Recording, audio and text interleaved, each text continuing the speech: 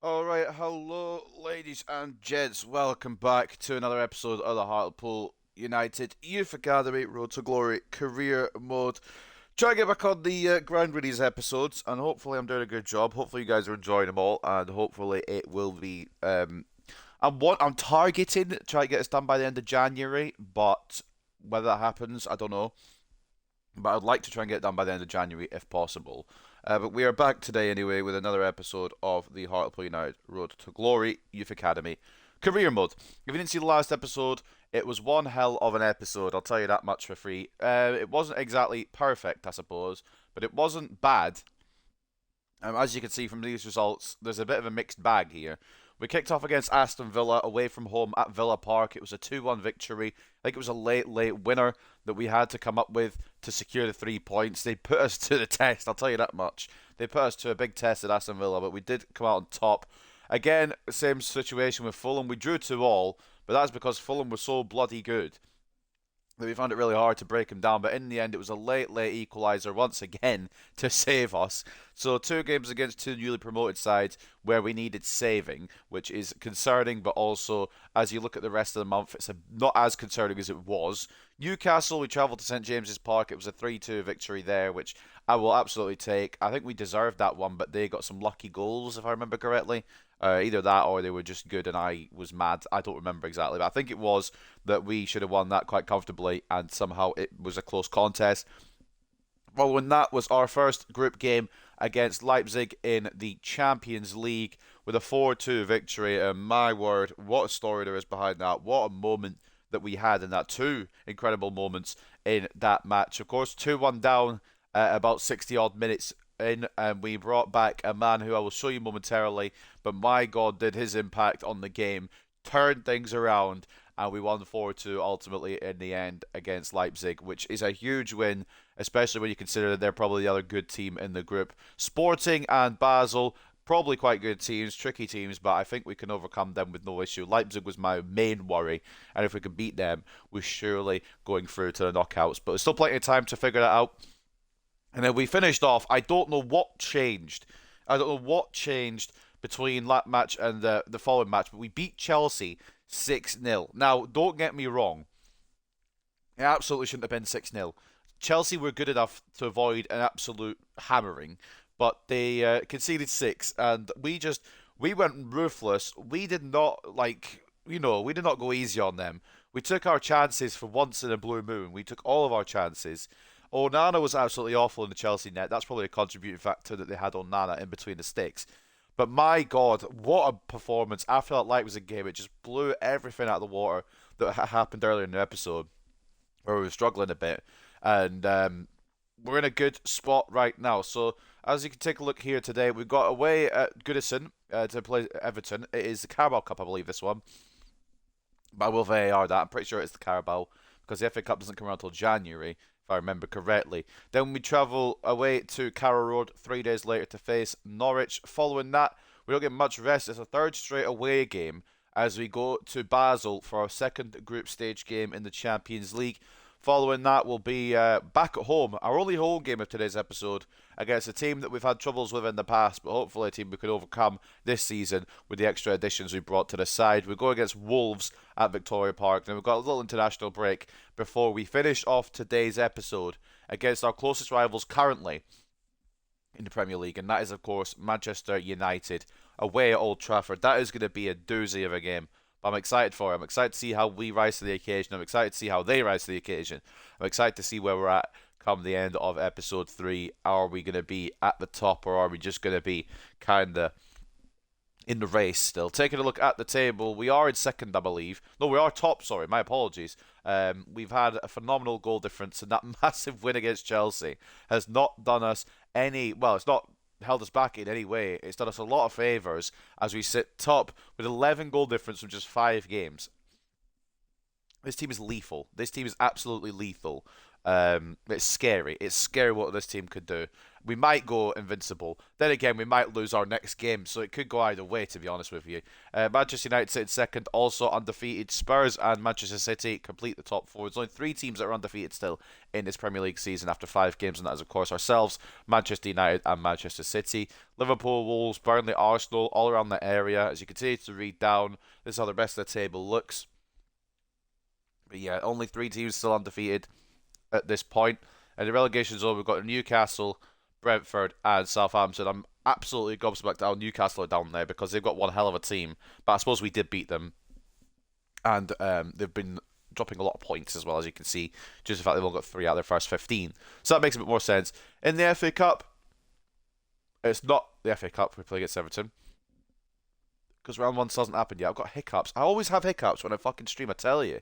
I tell you. It's like they creep up on me and they're like, alright, here we go. Get the hiccups ready. But we have got Everton away at Goodison in the Carabao Cup. Just to clarify proceedings there. Some teams have already played with Peterborough, Millwall, Brentford, Leeds, Manchester United, Newcastle United, Norwich, Spurs, Chelsea and Nottingham Forest all going through to the 4th round.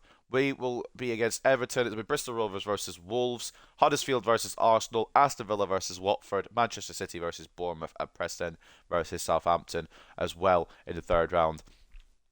And of course, in the Champions League, we won our first game. Basel and Sporting drew 2-2, which gives us a good spot in the group. The other teams winning their first games are Barcelona and Rangers, surprisingly. In that group of death, Rangers winning their first game might put them on track for an unlikely qualification. Salzburg and Leverkusen winning. Of course, we won our first game. Sassuolo, Chelsea, Arsenal and Roma all victorious in their first Champions League games. And I think that's how we've caught up here. And I don't usually do this, but taking a look at the top scorers early on, I usually do it after the episode, but we'll do it before the episode. Carpenter has been a blessing in disguise. I know that I will show you in a moment who we've got back, but I will show you who we've got. Carpenter, 5 and 5 at the moment. That doesn't go unnoticed. Serrano and Blanchard as well with 3. And I believe we have a top assister as well, with Carlson getting 4 as well. So a lot of attacking prowess, as well as Nielsen getting a clean sheet as well, I should mention. But a lot of attacking prowess. But coming back from injury, last episode, it was this man, Carlos Rodriguez. Nowhere near the sharpest tool in the shed right now, with 0 sharpness. But he is back from his 7-month ACL knock, and he will be coming back into the squad. I don't know if it'll be straight away, but he will be coming back into the squad to see what he's able to do. We've got him on complete striker just to get a bit more composure, a bit more free kick accuracy as well. Everything else is perfectly fine. I think his potential is going to be 92 now. I think it always was, but especially with that injury, it's probably gone down to 92. If we change it to anything else, it's not too bad, but I think we'll get the most out of him if we do a complete striker drill here.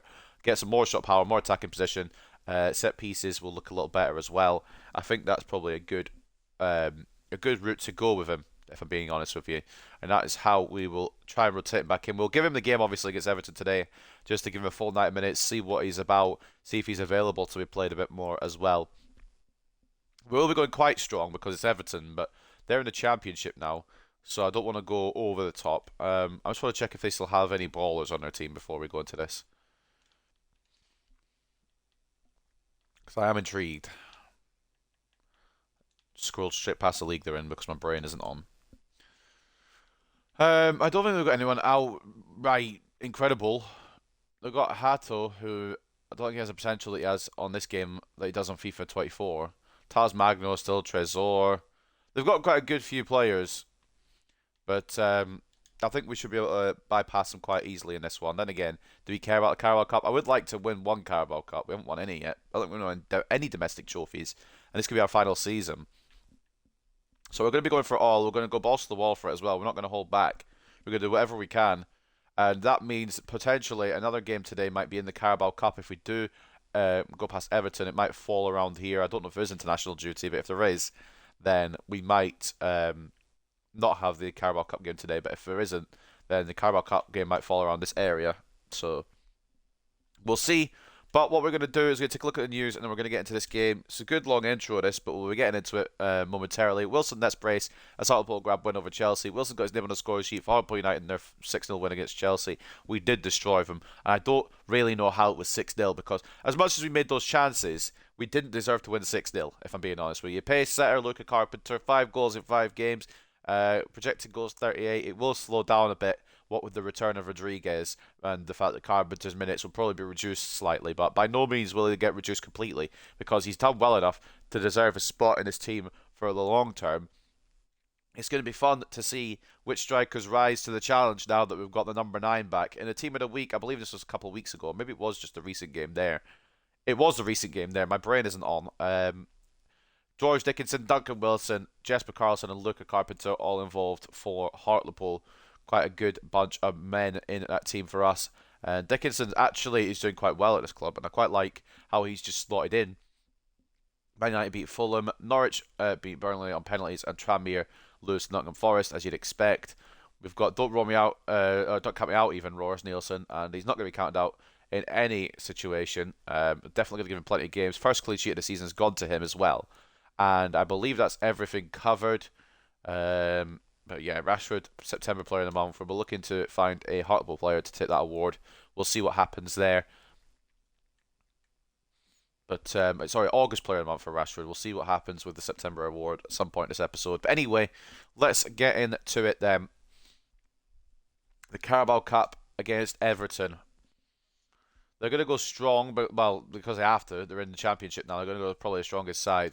I do have a rotated side, don't I, available to pick? Yes, but this is not how we're going to be rolling at all. First of all, do we give Higgins a game? Fuck it. I was going to give it to Hurtado, but I feel like Higgins isn't going to get much game time before he exits, so we'll give him game time today. And what else was I going to do?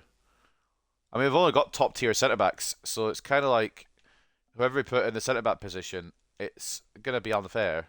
We'll go Chavez de Oliveira because I don't think I've tried that combo much. Moffat, in comes Peters here, and Cam. I don't know honestly.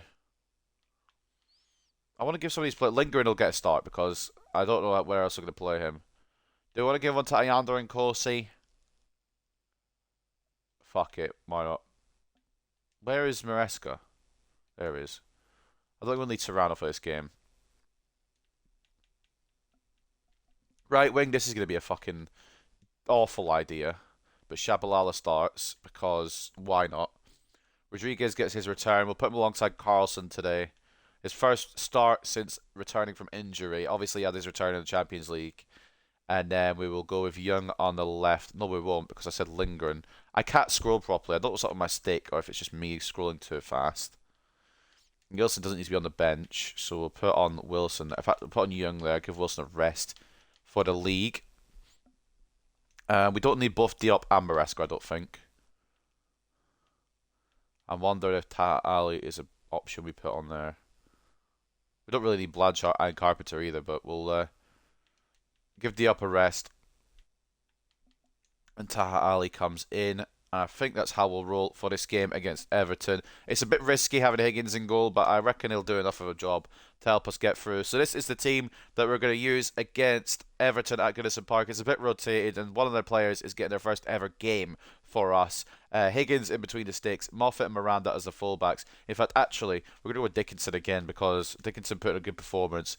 And Miranda, as good as he is, I want to keep the momentum going with Dickinson. Although he's quite tired, so Miranda goes on the bench. It says Sutherland. Moffat will do fine for a 90. So we'll do that. Higgins in goal. Moffat and Dickinson as the fullbacks, and Moffat captain in the side. The Oliveira and Chavez in between the in between the fullbacks, I guess technically they are the centre backs for today. Peters CDM / centre mid, and Corsi centre mid / cam. Lingering off the left, Shabalala off the right, which is risky business, but fuck it. Carlson and Rodriguez set up top, and we'll put the goal news on. Aston Villa play Watford, Bristol Rovers play Wolves, and Huddersfield play Arsenal at the same time as ourselves playing Everton. So without further ado, at Goodison Park, it's the first game of today's episode. Let's get into it.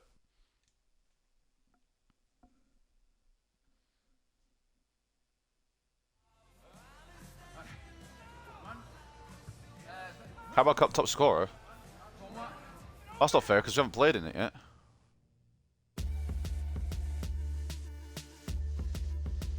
Keeping on Taz Magno then.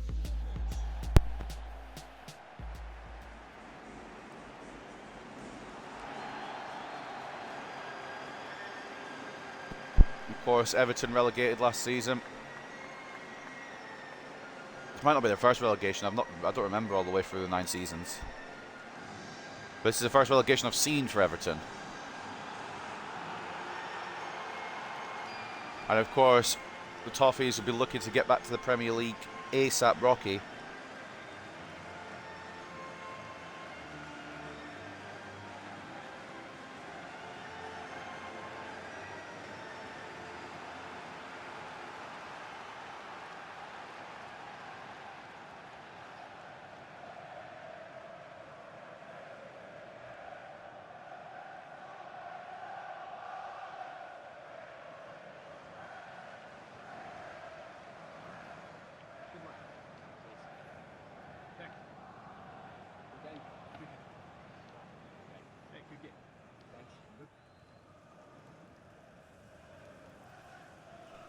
I mean, it's a Carabao Cup, so I'm not really incredibly going to be going for it, but I would like to win as many trophies as we can, so we are putting out somewhat of a strong lineup. I think that makes sense to do.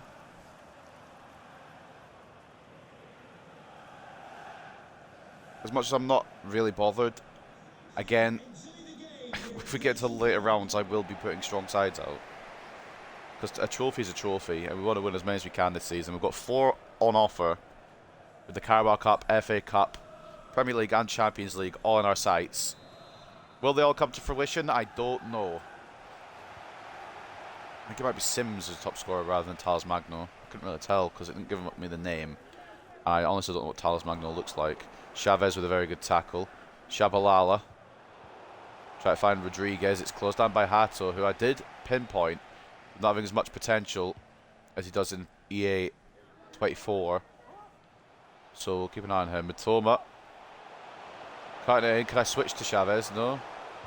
I did want to initially, but it didn't let me for a while. We do eventually get the ball with him. We'll bring it away. Shabalala. Rodriguez getting closed down. Maybe not ready for full 90-minute matches just yet. More starts anyway. Definitely an impact off the bench against Leipzig. Double block there first by Chavez, then by De Oliveira. And Artur gets his half effort blocked by Chavez. Of course, Everton coming out the gates firing on this one. They want to win a trophy rather than just, hopefully for them, the championship trophy.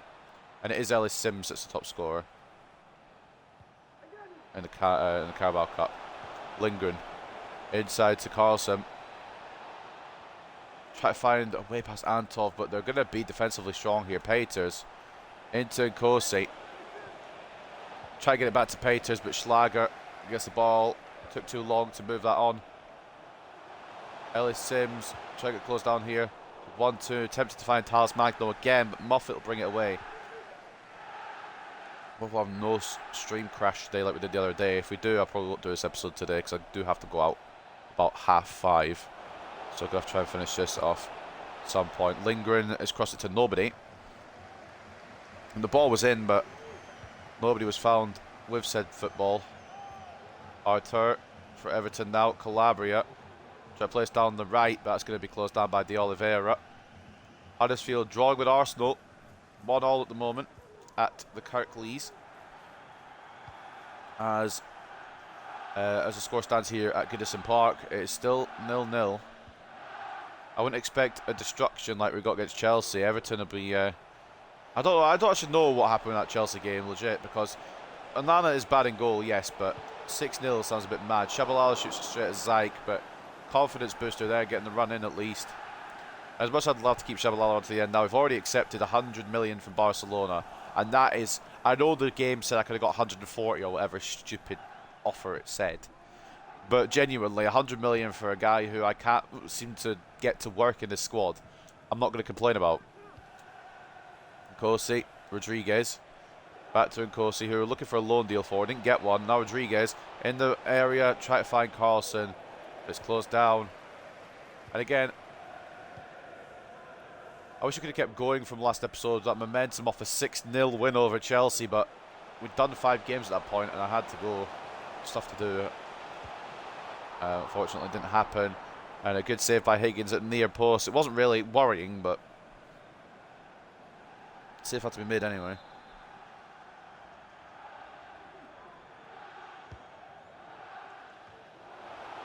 Carlson gets a header to it and could counter now. There's one man ahead of him.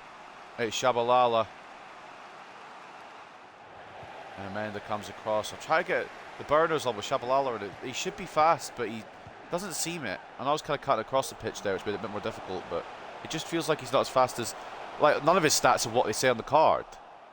He says he's 87 rated, and he's a very good winger, which... I mean, maybe he is, but I just can't find how to use him. Rodriguez. Going to try and lock it out to Shabalala. Back into Peters. Good save, Zyke. Bit late, apologies. No worries, man. Welcome to the stream, mate. I'm doing alright. Hiccups as usual. I always have hiccups when I'm streaming. Maybe I'm just scared. But no, I'm good. I'm going to try to do short corners a bit more when we're not using Blanchard. Lindgren and Kosi. Many Nkosi's come through the club. Still another one to try and find another loan home for. But he could be finding the first goal. It's a good save by Zyke. Good movement by Nkosi. 1-2 there with Jesper Karlsson. Tried to find that bottom corner. Just couldn't quite get it past.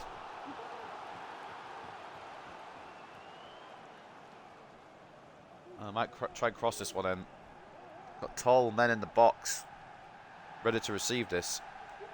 I'm going to try and switch up a bit. We'll try and do short corners a bit more, but it's going to be a cross towards the Oliveira. It's not going to make it. Shabalala picks up the loose ball. Nkosi. Chavez. Karlsson. One more. Lindgren. Oh, again, Zyke with a phenomenal save. It's the first real pressure we've had on Everton. They've been good defensively, but now we're getting the opportunities. It's still good saving. Good saving from Zyke. I'm happy for Jadon. He's been shit, but Ten Hag's treatment of him recently has been so strange. Yeah, I'm hoping... I personally hope that this loan deal will try and get him back into the fold at Man United, but I wouldn't be surprised if it decides to go... He decides to go for permanent moves. It's cleared off the line there. De Oliveira shot off the line. I'm wondering if it'll lead to a permanent move. And it would make more sense for it to lead to a permanent move, but I like him, but his attitude's not been great. The whole thing with Ten Hag's not been great. It just hasn't worked out, unfortunately. Shabalala was for Rodriguez, so if Carlson's offside, I don't know what to tell you. I'm going to be honest, I thought he was offside, and that's why I fucking, panicked there. I was zimmed it for Rodriguez. Don't really want to say slow day at the office for Rodriguez. He's just come back from a 7-month injury. This is his first start since he returned, so I'm not going to be criticising Rodriguez. Especially as on his return he scored a fucking brilliant double past Leipzig. But maybe starting him today wasn't the plan. He's not fully back, ready to go yet. He is recovered from injury, but his sharpness isn't there yet. And that's poor from me, poor from Moffat, but Higgins comes to the occasion. That was meant for Peters, so of course it's not going to the right player. Peters blocks that. It's still going to be their ball. And now Dickinson gets in the way. Everton really turning up a bit now. We need Dickinson to make an overlapping run. He started to and then he didn't. I'm quite confused. Shabalala and Kosi. It's not how I want the pass to go. Obviously I wanted to go around the other side, but it didn't work out. How can we beat Chelsea 6-0 and then struggle against Everton? I suppose we're going very rotated. We're not very rotated, we're going somewhat rotated. Want to be strong enough that we go through, but not too strong that we have tired players for the next game against Norwich. Moffat, through to Peters. Karlsson, Lindgren looking to make a move. And he does. Rodriguez is asking for it. I can't get the ball through. I can, but it's an awful touch. Karlsson, Peters. Rodriguez. It's closed down by Calabria, and that's going to be the break. For Rodriguez. Fuck's sake. 0-0 at the break. I mean, Everton have held us off, and they've also had some opportunities of their own.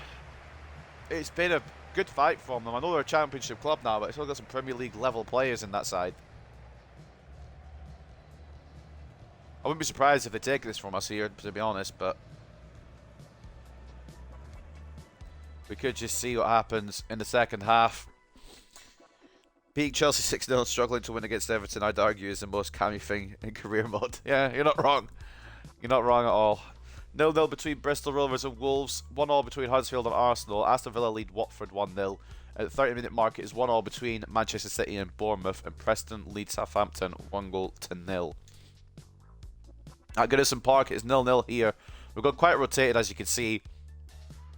But we've by no means been bad. We just haven't been able to finish our chances. It's been a mix of us not being able to finish our chances again, and their goalkeeper being brilliant so far, if I've been honest. 63 at 37 in terms of possession. 6 shots each, with 2.7 expected goals to 1. We should be able to get this sorted in the second half. 4 shots on target, 2 blocked. But we may have to make a couple of changes. Don't worry, we do have a very good bench if they need to come about. A very strong bench today. But we've given some of the younger players and some of the lesser used players a chance. And I'm wondering, does that make sense? Because 4 of them are on red sharpness, but it's fine. We'll go with it, and we'll see what we can provide in the second half. Rodriguez, I wasn't expecting, you know, what he did in the Champions League. It's a full night. It's his first start since, like, January or February, and I'm not going to put pressure on him because he's just come back, still not fully sharp, ready to go yet. But it was just to give him a bit of a run out to get some more minutes before he comes back properly. And I feel like the Carabao Cup makes the most sense to do that situation in. Moffat tries to close down our turn, doesn't, but De Oliveira gets there. Kosi. It goes into Peters' path as Arsenal take the lead through Saka. I was hoping Moffat would continue his run, and he is going to continue his run now. He's going to go all the way down the byline here, hopefully. It's going to be Calabria with a tackle. I don't know why he slowed down going down that byline, but that's fine. We'll take the corner. And it was kind of straight at Zyke there from Lindgren, but on the other side of things, it was so powerful that it could have gone past. We're going to call short here. I don't know who we're calling short, but we're calling him short. It is Victor Lindgren who'll be called short. And it's going to be Nkosi. From the edge of the area, you just don't know sometimes. Especially with the younger players, might be their only chance to bag a screamer. Some of these players who will be getting hopefully loaned out or potentially sold in a January window. Lindgren. Oh! It's a penalty! And it's going to be Victor Lindgren's. Let's see what happens with Calabria here then. Yeah, well, I mean, obviously it's a penalty. Lindgren's played the ball back out to the edge of the area, and Calabria's just run into him. So the Swede, not this Swede, a different Swede, will get a chance to make it 1-0 here. Whoever wins it takes it at his club, and it'll be Victor Lindgren who will take the penalty on against Zyke. It's in! It's 1-0. Victor Lindgren makes it 1-0. As we take the lead at Goodison Park. Absolutely a penalty. Calabria's just run into the man. And he takes full advantage of his game that he's getting today. Through the Spurs career mode, Wigan knocked me out of the cup 5-0. Stephen Humphrey's hat-trick. I'm not a professional, mate, but maybe turn the difficulty down a bit. It's not the greatest of penalties, but the keeper didn't move. And it's enough of a penalty that it's found the back of the net. 1-0 to the good. Victor Lindgren. With the penalty that he won, he takes on and finishes off. Had a quite good little game as well as Lindgren, but the penalty will give him confidence. Shabalala into Carlson. Back out to Shabalala. Maybe also give this man some confidence as well as Shabalala tries it near post. Oh, you prick! I come offside anyway, but I was trying to take a shot on him and I got pushed away by the defender. Mitoma comes off for Trezor. We should be 2-0 up. Oh, well, I mean, Shabalala should have scored probably, but beyond that, I don't know because it was offside. Rodriguez is coming close. We aim towards Sims. I don't know why De Oliveira's come so far out of position, but Peters will get the loose ball. And I'm hoping... Oh, Christ almighty. I'm hoping we can see this through by just getting a second goal and not having it be an issue, but with the rotation we've put in, I wouldn't be surprised if they equalise. Throw into us after they play off the park. Sorry, what? If I'm aiming it at my player, why is it going past him? Oh, Christ almighty. I'm going to fuck myself. If we do lose, I'm going to fuck myself over. I can tell it's going to be one of those days.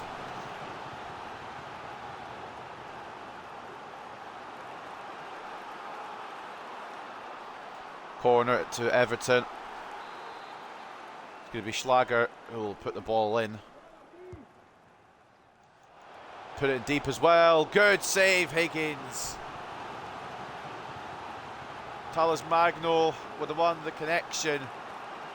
Got away from the marker that he had, which I believe was De Oliveira. Put a decent effort on goal, but George Higgins, good save. Of course, won't get as many games with us now. I wanted to loan him out, but we've accepted a 60 million offer for him. De Oliveira gets it away. Shabalala picks up on the ball here, and he should be able to get past Amenda, but it's Shabalala, so off he goes into the area. Amenda getting played, everyone getting played. Oh my God, he is fucking shit. I should have played that off to Peters or Carlson, but Shabalala is fucking awful, man. I've just done a normal shot, like a Duncan Wilson shot, where I just try and finesse it into the far corner, and it's gone to a different dimension. How is this guy bad, though? I don't get it. All round, he looks very good. I don't know what the struggle is. I just wonder if maybe we put him to a cam, would that work for him? I mean, he's going in January anyway, but like, it's a mystery.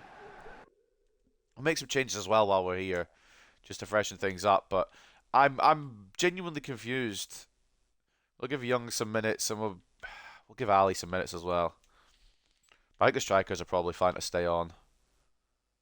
Or do we give Carpenter some minutes? We'll give Carpenter some minutes. No, we won't. Not yet.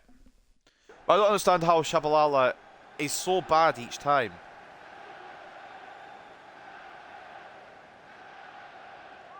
Change his name, isn't the Shabalala. Disgraced his family. His mother should disown him.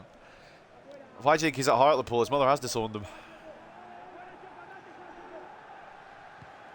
I thought he was going to be the man, the Shabalala that started the Champions League final, but it looks like we're probably going to have no Shabalala to start a Champions League final unless I go back through the archives and just get a poor one that we had. Rodriguez hasn't really had an opportunity today, but he will lay it off to Taha Ali. It's closed down. Carlson will slide that in, though, off the rebound. And that should be that. But you know this video game. Rodriguez has some good movement there. Ali gets the shot. It rebounds to Jesper Carlson. And it's unlucky from Zayk as well. He just has to slide it into the bottom right. It's a very good finish, I've got to admit. Bring on Miranda as well. Dickinson's quite tired. Zayk gets some sort of fingertip, I think, to it there, but it's not going to be enough to prevent us going 2-0 up and us probably going to the fourth round of the Carabao Cup, you would hope now. You would hope. Stranger things have happened. What I've learned as well today is I need some new rechargeable batteries, because I've had these ones for a couple of years now and I think the recharging is done on them. So probably have to invest in some new ones. So when batteries suddenly die and other ones don't work, we could be in purgatory. I'll have to go find some batteries. But these should have enough juice on them for the episode. Oh. Good save, Higgins. I can't complain because I've had rebounds today. We have tackled, but it's gone back to them. But we've had rebounds today as well.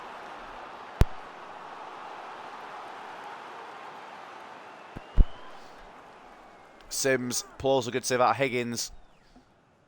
I really wish Higgins would have worked, but we're at that time now where we need it to be working now rather than give him another season and he'll be sorted. This is the push for all the trophies. Artur with a power shot, but Higgins is equal to it. Did we make a mistake? Did we make a mistake moving him on? In my defence, I only wanted to loan him, but they just kept offering money. That's a poor pass. And that's a great tackle from De Oliveira. Ali. Carlson. Just try to pick it for Rodriguez, but it's a good interception from Amenda, who's been solid all day.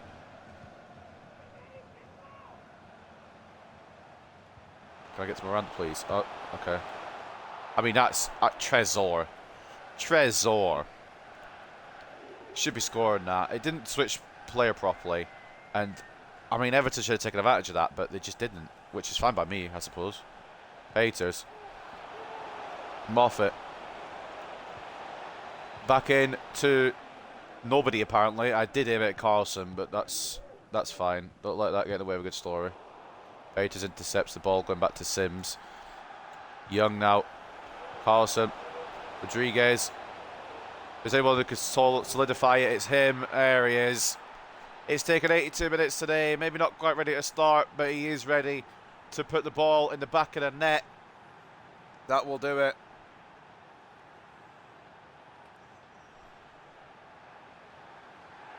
Number 9 does strike. And hopefully, with giving him the full 90 today, his sharpness will increase. And we can start giving him more minutes and putting him back in the team properly again. We gave him the rest against Chelsea, surprisingly. That's when we won 6-0 somehow. But 3-0 will probably do it. I'm familiar with Higgins' game, he can't fool me, he's shite. Even if shit players have flip performance every once in a while. True. I'm just waiting for Shabalalas to come through. Rodriguez's third goal since his return will seal the deal. Carlson. That was meant for Young, but Rodriguez could have probably locked onto that as well. I've run past it. Peters, good header. Oh, Nkosi, poor touch. He's not been bad today, but Nkosi hasn't really been a factor. But he is 67 rated, so I'm not really surprised against this kind of level of team. Nkosi is one we're looking for a loan for. Obviously, he probably won't get into the team now, like the endgame team, because it's too late. But some players, I might continue this off screen kind of thing up till the 15 season mark because it's been such a fun save. But there's it had to be a consolation. Of course it did. Yeah, you celebrate that, Sims. Yeah, you celebrate that, mate. That's a great goal for you to have. Defending there is a bit complacent, but on the other side of things, we've already won, so I did want to switch to Moffat, but you know, player switching in this game is something. We'll say that.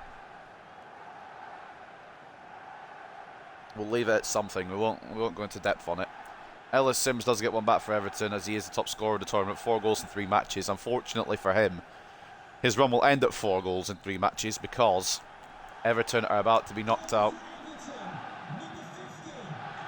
We are already through, but I suppose we'll let him have a goal on the way out. Definitely didn't want to switch player or nothing, you know. Now Young. Playing it to Carlson. I mean, this isn't a 4-1 game at all. This goalkeeper doesn't deserve to have conceded 4. But Carlson will restore our 3-goal lead and just ensure that we will be going through.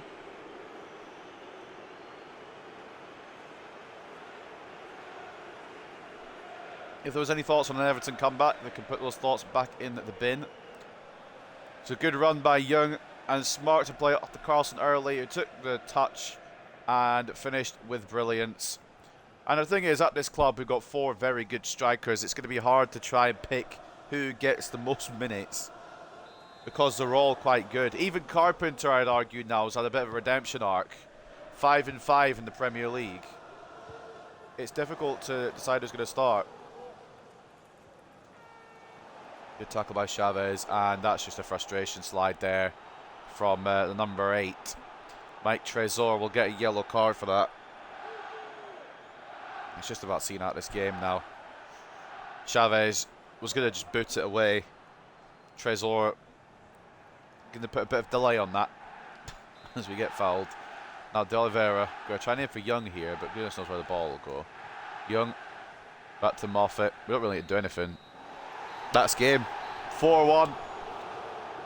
I feel a bit bad for the goalkeeper because he had such an immense first half, but second half, we cooked.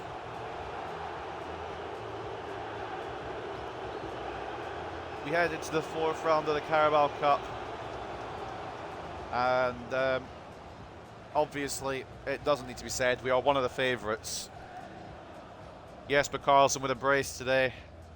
The other goals coming from Rodriguez, and I want to say Lindgren's penalty. Yeah, it was Lindgren's penalty, wasn't it?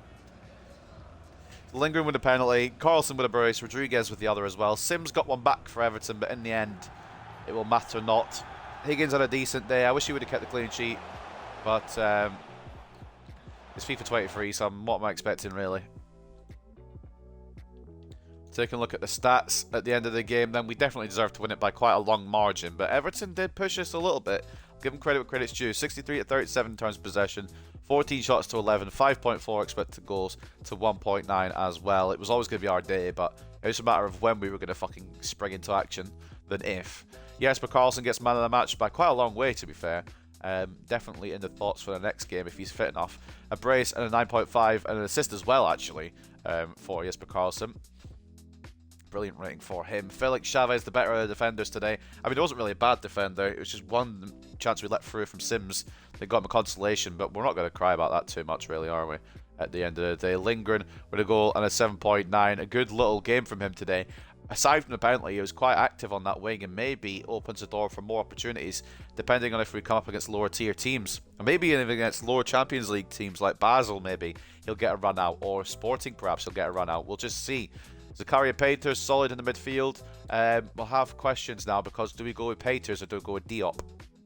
I don't want to completely drop Diop, but I am liking Peters more and more each game. Rodriguez with a goal and 7.7 on his first start since returning. Higgins doing alright. 7 shots, 6 saves, 1 conceded, but it was a good goal. I just wish we'd been able to keep the clean sheet with him. And the other assist coming from Seo Yun Young, who came off the bench, 7.2.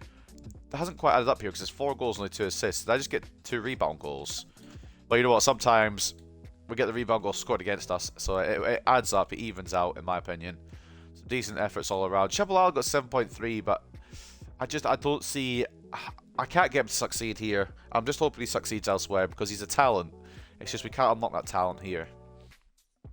Man of the match for Everton, if you can pick one. Amenda, their best defender by a country mile. He was all over the place. Eventually, it didn't matter in the end, because we put 4 past Everton, but... Amenda with 7.7. Sims with a goal at 7.6. He was their scorer. Some decent talents on this Everton side. Artur with the assist and a 7 rating as well. Still a Schlager about. They've actually got quite decently rated players. I'm presuming they will come back up to the Premier League. If I go and look at the Championship table right now, I can probably guess that they're top. But anyway, post-match interview then. We didn't have any limbs there, did we? And we didn't have any hat-tricks to view. So, post-match interview then. Bristol Rovers holding Wolves to a replay. Bournemouth might be knocking out Manchester City. Shabalala is special, alright. I mean, he's got all the stats, it's just, I don't know why it doesn't work for me. Maybe I'm just bad. Well, I am bad, we know that. It's been evidenced in all these episodes that I suck at this video game, but I feel that there's only so much I can do with a player before I say, right, mate, let's be real here. You suck. Needs to make such a commanding win. Let's do that in every game. I mean, it wasn't really a commanding win, to be honest. 4-1 probably doesn't reflect that fairly, but I don't care. Go through. That's all that matters. Karlsson did well again today. Kept a good team display. And again, I'm not... Like, every striker we've had so far, probably, and this is probably a bit unfair, because he's just come back. Well, least favourite so far has been Rodriguez, but he's literally just come back, so we can't really throw him into the mix. But I reckon Carpenter and Karlsson even are right over Blanchard at the moment. The scoreline did flatter us a little bit, I'll be real. But I'm not complaining either.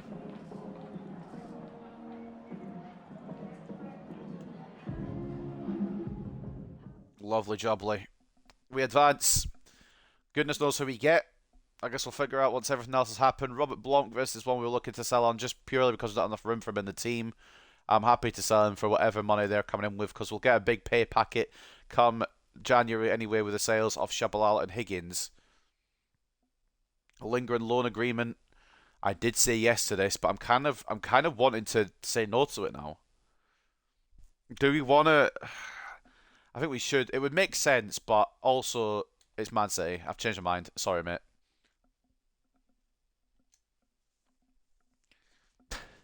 Game's the game, unfortunately. Let's see what we're saying in the Carabao then. Who went through? And who have we got, more importantly? We've drawn Newcastle because, of course, we have. And Wolves got through. Fuck's sake. But City didn't, which I guess is a let off. So Peterborough, Millwall, Brentford, Leeds, Manchester United, Newcastle, Norwich, Spurs, Chelsea, Nottingham Forest, Hartlepool. Wolves won on penalties, but fair play to Bristol Rovers for taking them to penalties. Arsenal, Aston Villa, Bournemouth won on penalties in the end, and Preston go through as well. So it's Chelsea, Aston Villa, Arsenal, Wolves, Nottingham Forest, Norwich. We've got Newcastle, Brentford versus Preston, Spurs versus Peterborough, Millwall versus Bournemouth, and Man United versus Leeds United, you know, in the round of 16. That's a big, big hitter. Question is, do we have that game today, or will that be on the next episode? It will be on the next episode. That's fine. We'll finish today at Manchester United, and then we'll face Newcastle, along with Sporting, Bournemouth, Arsenal, and Sporting again. We'll have more cup competitions and league competition games next episode. It's going to be a difficult one. And the games just keep on piling up, which I'm glad we've got such a big squad. So let's save over and not lose the progress there. And we will see what we've got next. We've got Norwich next. We've got a pre-match press conference, but we'll get to that in a second. We'll take a look at the news. Carlson nets brace as Hartlepool beat Everton. Carlson was a superb form for Hartlepool United, scoring twice, and helped his side to a 4-1 win against Everton. Tranmere Rovers beaten by Nottingham Forest. We've read all this. And Farkas, that's not Farkas. Okay, I was going to say, that's a different Farkas. That's going to be the Galachi regen at this point, I think, realistically, wouldn't it? But he is possibly making his first team debut for Norwich, and that would be the Galachi region, because Galachi's Hungarian, isn't he? Unless he hasn't retired yet. I don't even pronounce how you spell his name. It's like that, isn't it? Galaxy. That'll be the regen then. He actually looks quite good. Exciting prospect. We could just nab him off them. We don't need to, but just for fun, shits and giggles and that. I think we read everything I needed to read. Nothing else has really changed in the news stories. So we will get into this period's press conference, and we might as well just get to the next game. There's no slowing down. The momentum needs to continue as we go to Carrow Road.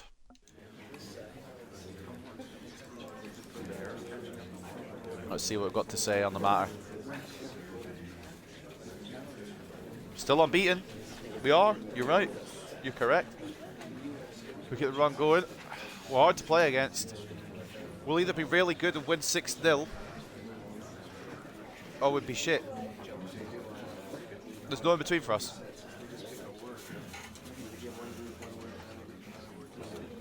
How do you ready your next opponents? That doesn't make any sense. Will it physical against Norwich? Yeah, but we're confident against anyone, surely. No offense to Norwich. They'll probably beat us now, but we're confident against anyone. I wish you could pick other games of teams that you don't manage to watch their matches. It'd be a cool feature for career mode. Yeah, I'd be interested in that, definitely. It'd be quite cool. I think there's more to come, definitely. We're favourites in all the competitions we're in. And we're going to just keep going for it. Maybe not favourites in the Champions League. There'll be a lot of teams up for the Champions League. But domestically, we're probably the favourite for all three competitions. Or definitely at least up there among the favourites. Up next then, at Carrow Road, it's Norwich. We're going to do a bit of moving the squad around because there will still be some tired faces from that last game. It did just happen. Never mind, apparently everyone's... Oh wait, no, because I didn't use those players. Never mind. Disregard. Forgot Broya signed for Norwich. Had a great season for Brighton, and then he somehow, for whatever reason, downgraded to Norwich. Right, we'll put Hurtado back in the sticks. He's not out of the game for a while, and I don't want. He was the marquee signing. I know Higgins was all right against Everton. I mean, Lindgren was good too, but that's not what I'm on about. Nielsen's had a good season so far, gets a clean sheet, but we've not given Hurtado a game for a while, so he'll get to stick in the sticks this time. Martin and Bull, the usual suspects at the back. Miranda, Sutherland, Diop, Serrano. We don't need to go full strength here, but we are doing, so cry about it, I suppose. You have to cry about it, unfortunately. We're going to be going full strength. I beg my stream hasn't crashed again.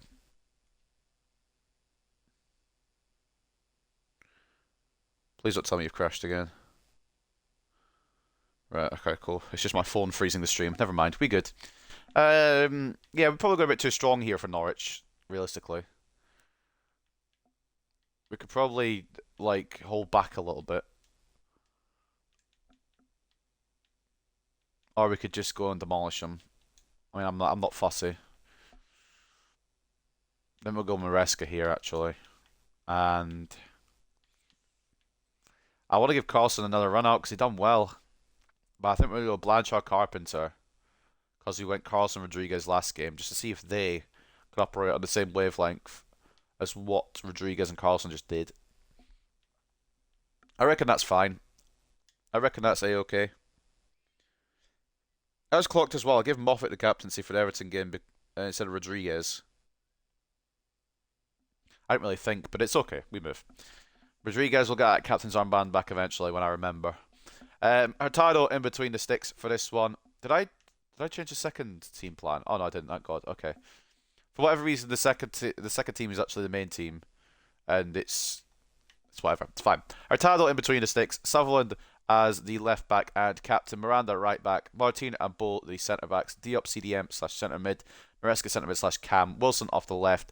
Roberts off the right. Blanchard and Carpenter up top. We're going quite strong against Norwich. We want to make sure we do get the result. We do struggle against lower tier teams, so it's a interesting one. I'm hoping we don't fuck it up, but stranger things have happened in this career mode. It's Bournemouth versus Liverpool, Chelsea versus Aston Villa, Crystal Palace versus Brentford. Our closest rivals, Manchester United, will take on Nottingham Forest, and Newcastle United will play Fulham. But it is at Carrow Road today, and it is Norwich versus Hartlepool. Let's get into it. Have to run for a few minutes, but I'll be back. Apologies. No worries, man. Still be here for a good couple hours.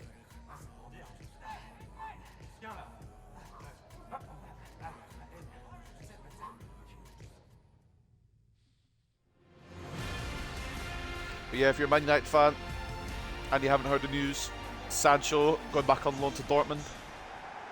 I'm hoping he does well. And I'm hoping he can come back into the Man United plans next year. But that's probably just selfish. Just realistically, it would make more sense for him to leave and try and rescue his career at a different club. But I do like Sancho. It'd be good to see him back at Man United, but I doubt it. Especially while Ten Hag's in charge. Probably unlikely.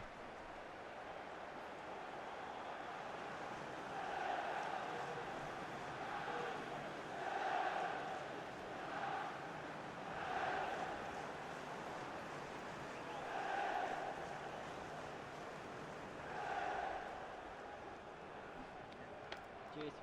Good luck.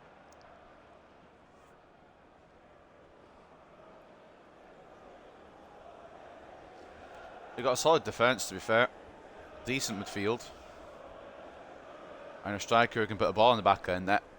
Norwich I could see staying up again, you know. Solid bench as well. They've done quite well.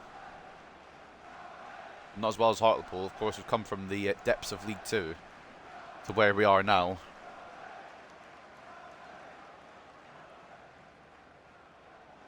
We're hoping this is a season we can get the job done.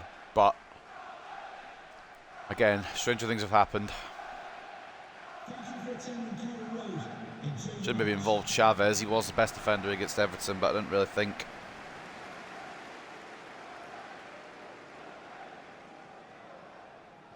Foot has gone numb because I'm sat on it. Not ideal. Anyway, Norwich kick off against Hartlepool. And they look ready to go. I hope we don't come against like a tiki-taka Norwich that have never played tiki-taka football in their lives, man. And I'd argue so far, Peters has done better than Diop this season so far. I mean, Peters had quite a slow start, but he's become very good. Very strong in that area. Diop, though, with the interception there to prevent that attack. Roberts tries to play it through to Maresca, which doesn't work. Miranda will now need to come back and cuts it out for a Norwich throw. A few options here, but I've only got one man to mark with. I love this game. Billy Bull closes it down. But Norwich, I felt like about team. I've aimed out for Roberts, so I don't. Do you know what? I don't really know how this game's going to go, but I've got a feeling. I've got a feeling how this game's going to go. I'm not 100% sure, but I've got a good feeling. You know, when you aim it through, you aim the ball through to your winger, and the game decides, we're not doing that. No. It's a good pass across, a good finish. Hurtado should be doing better. I've got a question. It's all come from. I've got a question. This part here. Let's just go back. So it's Chavez who does well to get it into. Not Chavez. Bull. Sorry, who gets it away initially. I've got Miranda here. So you think, and I have done exactly this. I would aim for Roberts here. The game has tried to lock it on to Maresca. Now, I don't understand how this game operates when that's the fucking decision it makes. But we should be closing this down a bit better as well. Diop should come across. Tries to, and it should be blocked by Martin. And it looks like he's just gone out of the way of it. And, I mean, it's a good finish. I'd argue Hurtado should be doing a bit better as well. But there you go. Them's the breaks. That's what I mean by this Premier League. That's what I mean by this video game. Anything's possible. We beat Chelsea 6-0 and then we go down to Norwich inside 6 minutes. There's no consistency. And also, I'm not even going to blame anyone for that. I know Hurtado could have done better with a save, but I'm not even going to blame anyone for that apart from the video game itself. Because I've done quite a clear through ball to Roberts. And it's opted to try and lock onto Maresca in the centre. And I don't understand how it decides to make these decisions. When I know full well what I want to do, the game just opts to do something different. Fucking irritating. What it is. Carpenter tackled by Salisa, and now Norwich could go again. Honestly, it really feels like it could be one of those games. Good tackle by Bolt. Now will it go to the right player down this side? It's a question. Roberts knocking it down the line to Miranda. Carpenter is the target. Actually did aim it to the correct player, but it was good defending this time. So I'll give the game that. It tried to put it to the correct player. I want to switch to Diop, but God forbid player switching works. I've got a really horrible feeling about today's game, you know. Miranda to Roberts. Maresca. Let's try and put it across the other side. Seems to be struggling down this side. So just about through to Wilson from Sutherland. Blanchard. Carpenter. 1-1. And whether you like him or whether you hate him, he's on it this season. He's on job. Struggling to get it down that right hand side. We opted to switch to the left and it's worked perfectly out the gate. Sutherland into Wilson. Wilson on one more to Blanchard, who knocks it into the path of an on-rushing Carpenter. All he has to do is put it past the goalkeeper. Granted, the keeper should be doing better, 100%. That was more bottom left is where I wanted that to go, but we'll take it. We'll take it at this point.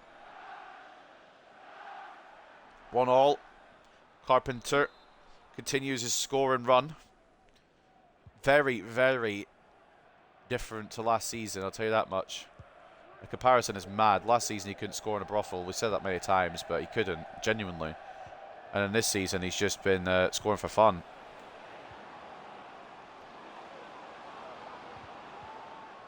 Sutherland tried to get a foot in, but it just doesn't seem to want to let me. There we go. I feel like I'm trying to tackle and it just doesn't let me sometimes, if that makes sense. Diop into Blanchard. We're trying to switch it out to the right here. It was meant for the right back, but if Roberts can get this, Miranda can overlap. The ball will not just go where I want it to. Granted, it was quite a bad position to try to take that from. Sorry, did I load it against Norwich or Barcelona? I'm unsure. Roy hits the crossbar. It's nearly 2-1 Norwich. Did I load in against Norwich or did I load against Barcelona? What are these back heels, fancy flicks, all that coming from? Norwich don't do those.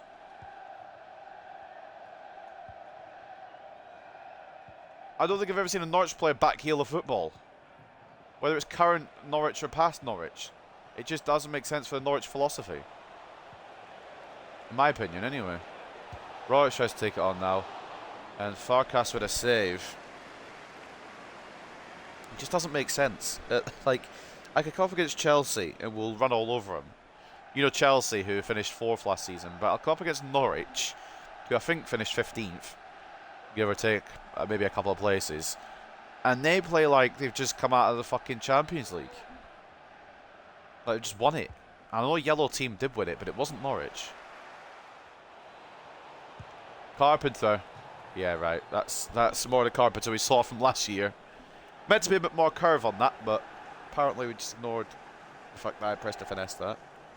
Either that or it just wasn't a good shot when I finished it. I don't know. But we're 1-1 at the moment. Suppose we ain't losing, but I'm not happy. Because that goal, that Norwich goal could have easily been avoided by just this game simply listening to me. Good block, and we'll get it away. I don't know who blocked it there. It might have been the Norwich player that actually blocked it, but nonetheless, it is away. They're fucking pressing me like nobody's business. Wilson gets tackled by Asai Samuel. I think it's a throw. But they're just packing people down these sides where I'm trying to attack down. Which is smart because they know where I'm trying to attack down. But leaving spots in the middle. Blanchard. Carpenter again. I'm sorry. I don't know what has changed. But this renaissance from him is not going to go unnoticed. The redemption arc. Realistically, we're always going to keep him on. I know the form last season was shit at best. But he's an 87 rated player with brilliant ability. We could say the same about Shabalala, but Carpenter put the faith in and it's worked. Shabalala was given game time and it hasn't, so it's a different story really. But Carpenter now with a brace, and we do lead at Carrow Road. Thank fuck for that. Because Norwich are really grinding my gears in this game, you know. They're really pissing me off. Great tackle by Miranda. It's more all these flicks about that they would just never do.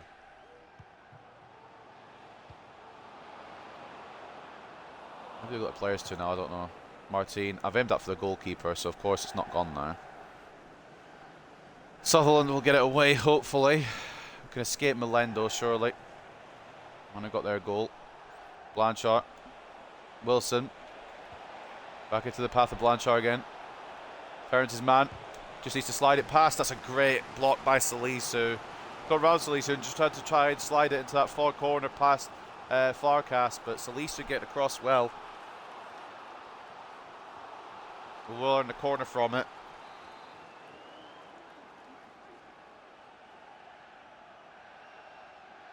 Is there a reason it's not letting me switch corner taker now?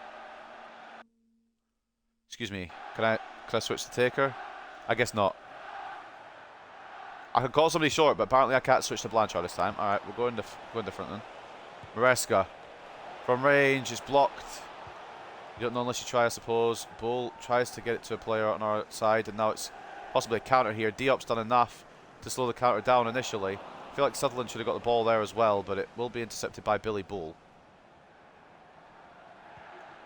Sutherland. Diop. I fucking ran the wrong way. I mean, we know with Diop, he's not really a ball, like, possession player, is he? He's just a defender and try and play it off as quick as you can kind of thing. No, but like, for real, am I playing against Barcelona? What is this quick tiki-taka passing that we're coming up against, man? Norwich are fucking annoying, I'll tell you that much. And that's going to go off the pitch, isn't it? It's heavy. And the Roberts is fast, but we're not like, super speed. I don't understand how Norwich are just this good. I know they're going to equalise at some point. It's just a matter of when and if.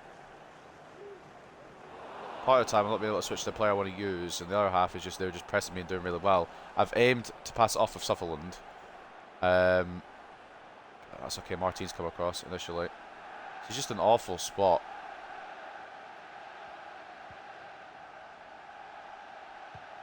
Try and knock it out to Miranda. A bit more space on this side.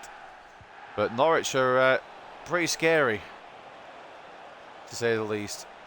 Maresca gonna try and pick out Carpenter. Gets a hat trick. What is this, man? What is the change?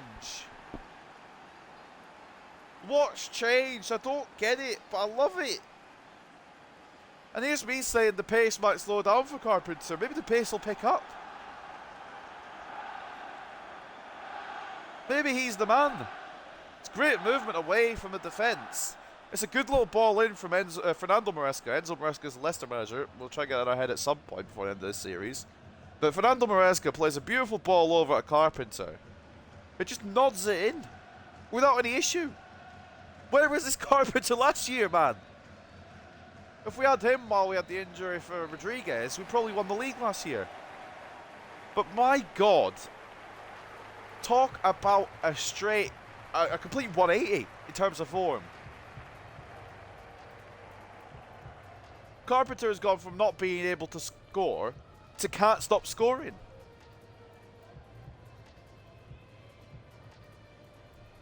And I love it. I'm fine with it.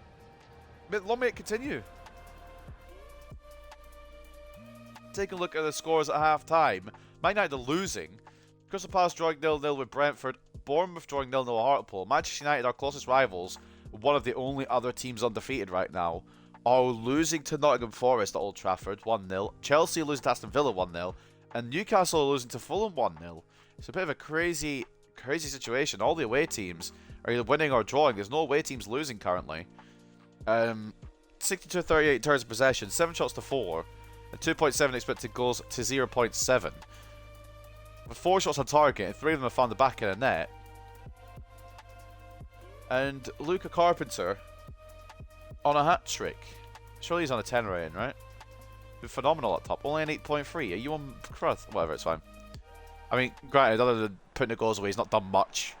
But he's put the goals away. So that counts for a lot. I can't believe it. A first half hat trick from Luca Carpenter.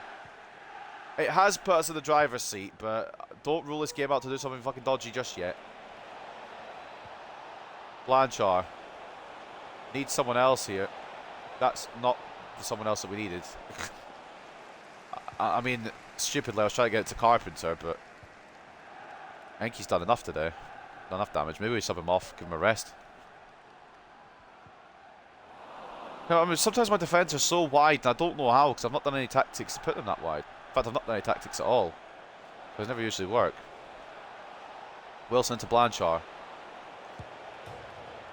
Oh, he's rattled the bar. He's done so well. I went quiet because I thought, oh, it's going to be 4-1, but he's put too much power on it. Is that a save, or is it just rattled the bar with the amount of power that the Frenchman's put on it? I think he's just rattled the crossbar. We've given Rodriguez his return in the Champions League. Well, his debut, I guess, technically. He's returned in the Carabao Cup.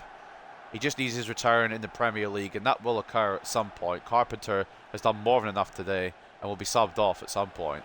He's been very, very active, and I don't see why we need to keep him on longer than he's been on today. Hat-trick in the first half. He's done his job. He's done more than enough. Carpenter, he's working for it as well. He's not just leaving it. He's grafting for it. Granted, the pass there was kind of poor, but my man is grafting. You gotta respect it. Didn't really want to be Sutherland there, but that's okay. Even these overhit passes are controlling. Got a horrible feeling here, boys. Good save by Hurtado at the near post. Martin does just keep it just about in. I thought that was Sutherland. I was wondering why it wasn't moving so fast. Then I realised it wasn't Sutherland, and that's why it wasn't moving so fast. I mean, there's nothing on there. I wanted to try and get it to Blanchard, but he ran off. Maresca gets the initial block, but it's going to fall to them again. And he's going to try and get it through to Broya. I thought I'd intercepted it. I done well enough to deserve an interception there. And Melendo puts it way off. I feel like I got in the way of that pass to Broya, but maybe I was just not close enough. Amanda Broya makes way for Evan Nielsen, and we're going to do the same. Carpenter, an absolute hell of a day. But on comes Carlos Rodriguez.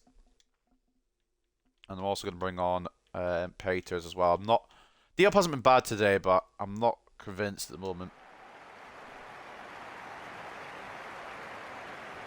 I think it might be the slow overtake of Peters taking that starting 11 spot, which is... I love Diop, but if he's not good enough, he's not good enough.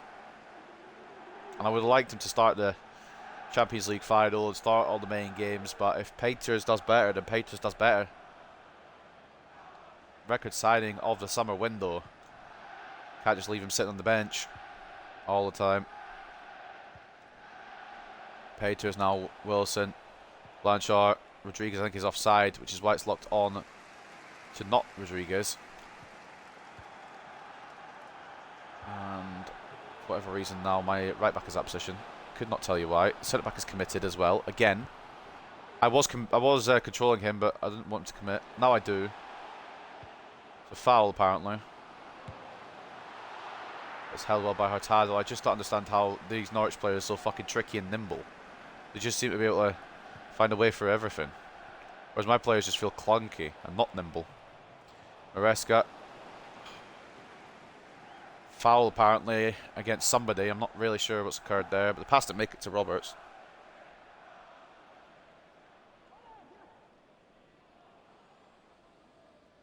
Peters.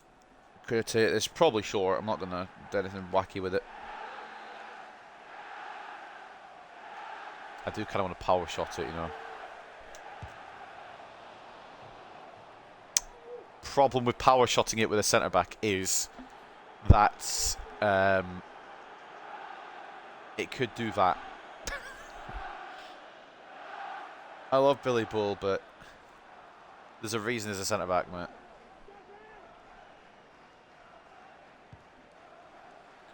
Norwich looking to find a way back into this. There's been value for it, but on the other side of it, their goal was fucking lucky as shit. So it's kind of like, do I want them to get anything? They'll probably get another goal yet. I can see it coming. He's winning every ball, getting every ball. That's very heavy. It'd be a throw-in rather than a goal kick. It's just gone the wrong side of the corner flag. Ball. I'm just going to try and knock this all the way out to Sutherland. A bit more space on this left-hand side at the moment. Sutherland out to Wilson.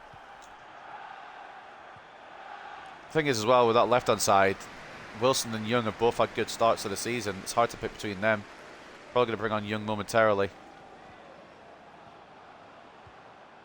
But the fact is we've got so much depth in each position. It's going to be hard to try and play them all the time, but that's what I'm going to try and do. Good save by Hurtado. Miranda brings it away just before we continue. We'll make that change. I think that's the final change of today we make. Happy with it, to be honest. I think up next is the Champions League game, isn't it? Against Basel. So some more rotation will be done there. Roberts to Blanchard. Just couldn't get it under control properly. I think we're also going to bring on Carlson after that. No offense to Blanchard. I know I said I wasn't going to do any more substitutions, but we'll do Carlson as well. Wilson for Young. Done well with the minutes he's had. I know Wilson's been the primarily starting winger, but Young's had quite a good amount of games, and he's done well on them. Jesper Carlson coming on for Achille Blanchard as well. I'd like to try and keep as many of the four strikers as I can involved as much as possible, but once Rodriguez returns to full fitness, it's going to be hard for one of the others to get a look in. For Carpenter, it's going to be quite easy. He's got 8 in 6 games, so don't tell you. And when I'm saying that, I'm really meaning Carlson and Blanchard. At the moment, I can't believe I'm saying this, but Blanchard's probably the worst, despite being the highest rated. Like, not the worst as in he's been bad. Just in terms of scoring. I back any of the other 3 at the moment. Fulham lead 2-0 for anyone interested. Martin cuts that one out. Roberts. Why have I gone that way? Why have I done that? Am I an idiot? Can I switch them around, please? Decent effort. And for a moment, I thought that we conceded. Melendo for Solis. I genuinely thought that Hurtado had knocked that into the path of Evan Nielsen, and it was another goal for Norwich. I would have cried, genuinely. Maybe not would have cried, but I would have been very upset about it. Peters, or Peters actually. Commentator keeps saying it's Peters, but it's got an I in it, so it's Peters. Carlson, Rodriguez, nearly the return goal in the Prem. He had the return goal in the Champions League. He's had the return goal, his return goal in the Cup. Just needs his return goal in the Prem. It may not come today, but it will come at some point. Took a bit longer than anticipated, but I'm back. Welcome back, mate. You've missed probably something you wouldn't want to see. Sutherland. Oh, has that deflected off of Carlson?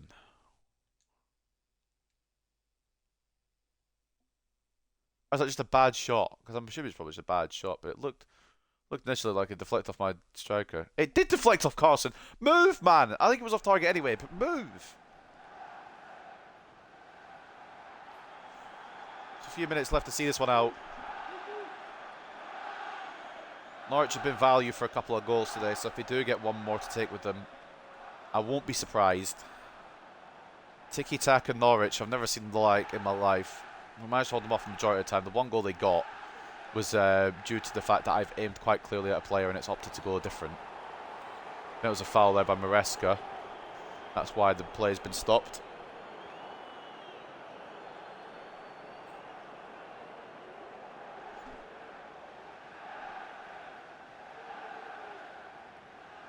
Salisu with a free kick now for Norwich.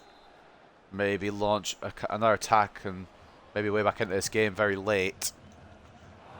Maybe not with a free kick like that. Rodriguez. Roberts. Now into Carlson. I should have just shot with Carlson, obviously, quite evidently. But I wanted to get the man his return goal in the Premier League. You know what I'm saying? And that's probably, it probably should have just been a fourth there. Carlson to wrap the game up. And me not to be an idiot, but you know me. What? Right, I'm not being funny. I'm not being funny here. How? Both my centre-backs are there. Let's review this. He's just done them both. You know what? He's just done them both. Fair enough. I hate this game. Can I switch player when I want to, and not like, you know, a few moments later? That'd be fantastic. There's hope now for Norwich purely because I lunged in with my centre-back and the game said, nah, fuck it. Martin, I couldn't switch to there. It forced me to stay with ball. Hurtado is looking more and more like a fraud each game. Norwich may get something out of this. Solis with a goal. I think we could see it over the line, but my fucking days. Why is defending so hard sometimes? Why is player switching just non-existent sometimes?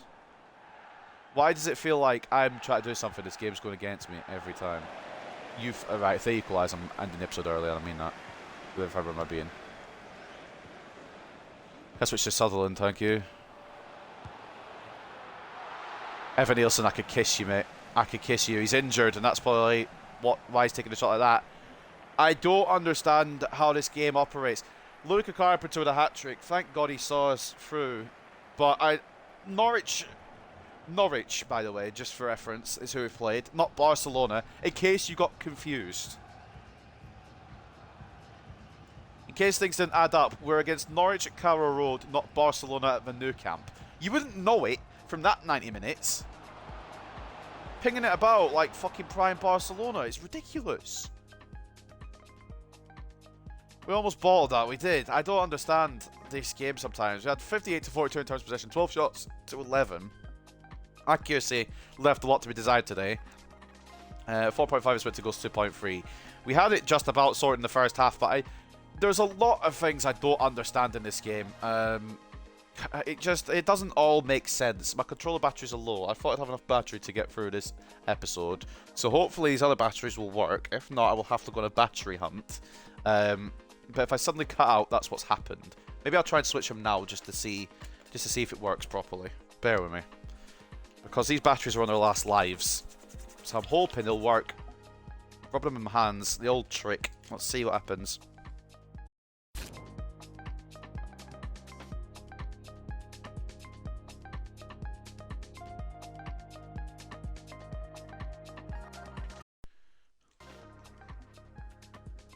All right, good news. They are working, but I am gonna need to get some new batteries because these I've used these for years. There's only so much recharging you can do with rechargeable batteries. But anyway, we back, and we're gonna review this. Man of the match, only one man in my opinion, and it's the man that put. How did he get a hat trick and only an 8.1? Whatever, it's fine. Luca Carpenter getting 3 goals to continue this unlikely run of form. I don't understand it. Defensively, we were fine, so I don't. Hurtado, I think, is probably the problem. But even then, he made saves. 8 shots, 6 saves, 2 conceded. It's just a matter of this game wanted to give them something. The game just wanted to give them something, and they got it. Thankfully, we still managed to win over EA, but it was a close one. It was a close one, I'll tell you that much. EA Sports tried to beat us there. An assist from Maresca, 7.3. 2 assists from Blanchard as well, 7.1. And that's how the rest of the ratings looked.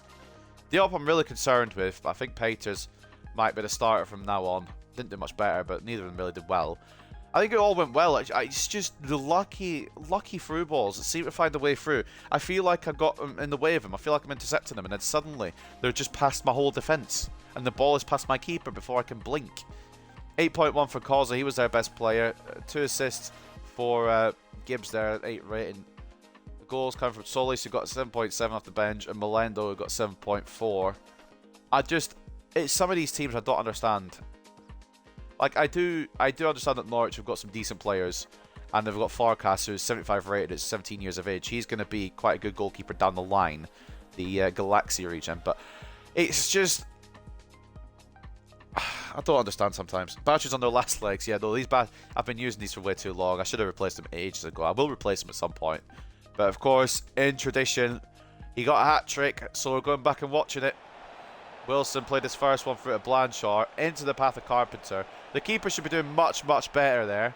We were 1-0 down by that point, for reference, as you saw on the scoreline, but Carpenter equalising it. Absolutely sliced that fucker, but it's fine, it's gone in. That was goal 1 of the hat-trick from the boy Carpenter, who might even get the episode title, you know. Wilson again, to Blanchard again, to Carpenter again. It seems to be a good little unit. Wilson, Blanchard, Carpenter. Blanchard slides it in, and Carpenter just places it past the keeper again. Another one that the keeper should be doing better with. But it is Carpenter again. And I don't remember his 3rd goal, so it'd be good to see this. Oh, this time it was that was nice. I do remember that. The ball in from Maresca was a dream. It just hung up really well. It hung up really well. Found Carpenter perfectly, and he just nodded it in past Farkas.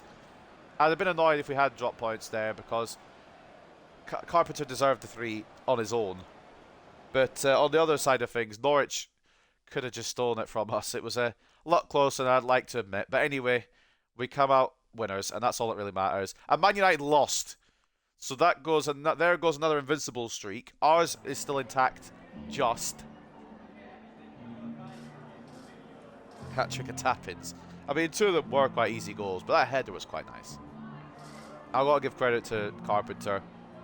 He's woken up this season, and I love it. I just wish he could have done this last season. We might have been Premier League champions, defending the crown rather than chasing it again this year.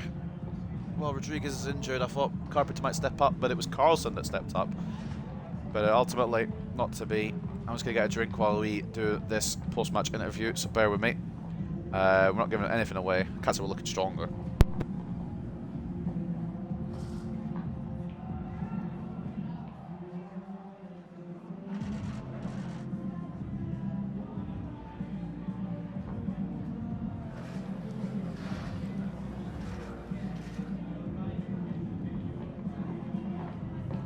In hindsight, the preparations right for this game. I mean, we should have done a lot better, really.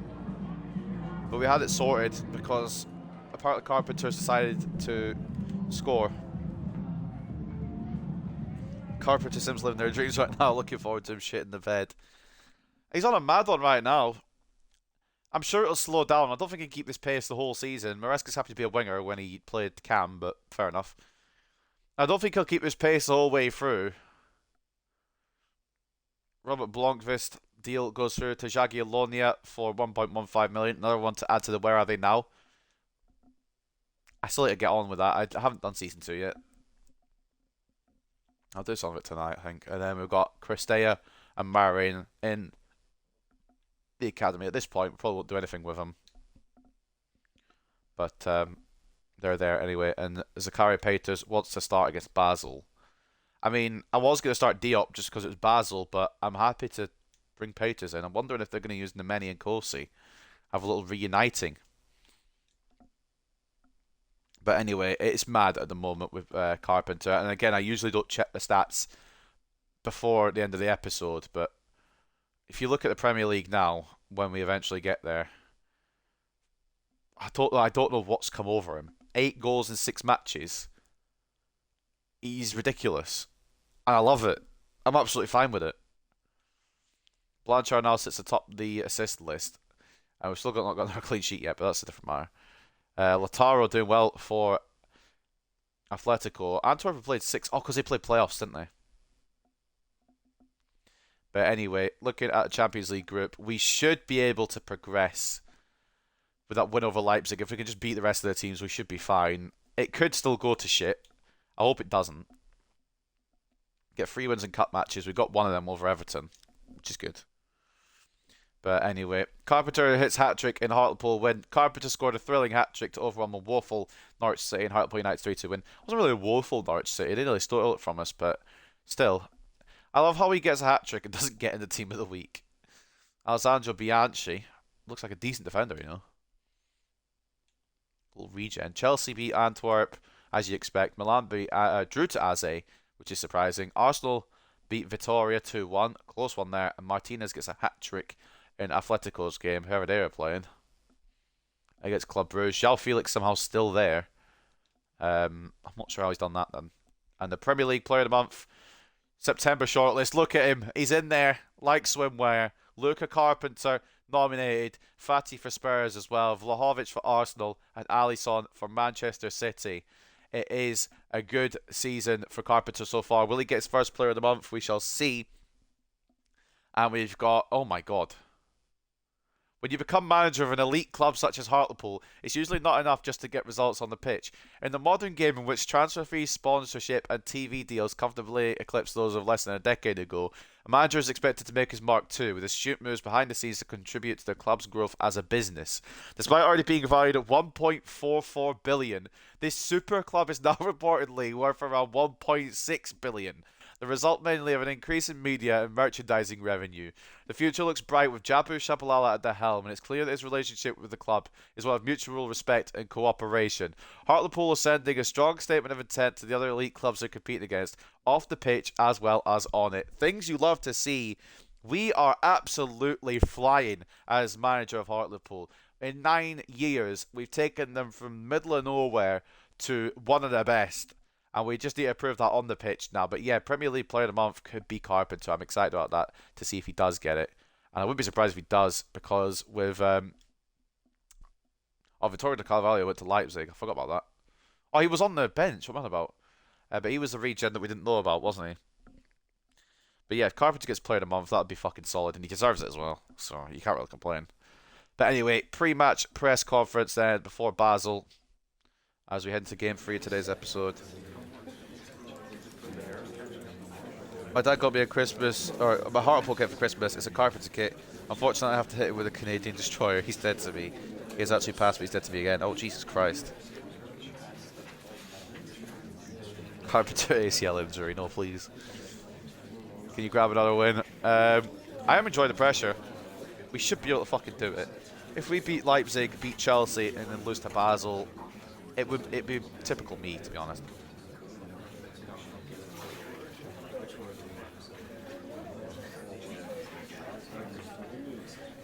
I'm confident, but we are travelling to Switzerland. They're at home. It'll be a bit more of a challenge.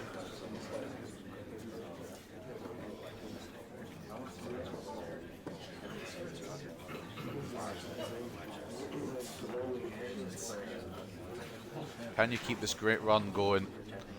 Let's not get distracted. We're doing well, but we need to keep on task, boys. Keep on task.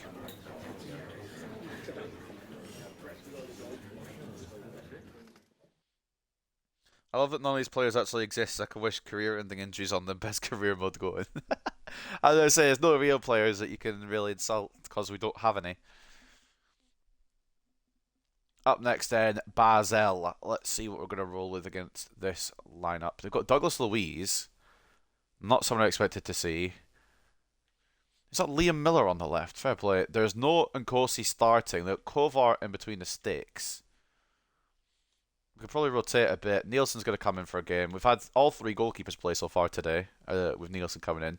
Next we'll have to have Armstrong, and then finally we'll have to have Weisheng Chi to come in as well. But I'm joking for reference. De Oliveira gets to come in because of the Champions League experience. Bull stays in. Dickinson comes in for a game because Miranda's tired. Sutherland stays in. He's got Champions League experience. But Dougie gets to go on the bench. Diop is going to go on the bench purely because Peters asked for the game. I really hope we can find a way to keep Diop involved. He's not been bad. Like, he's not been outrageously bad. It's just Peters has been better. It's really shown. Serrano could come in. He's not in a game yet. Taha Ali, now 89 rated. That's our backup right wing, by the way.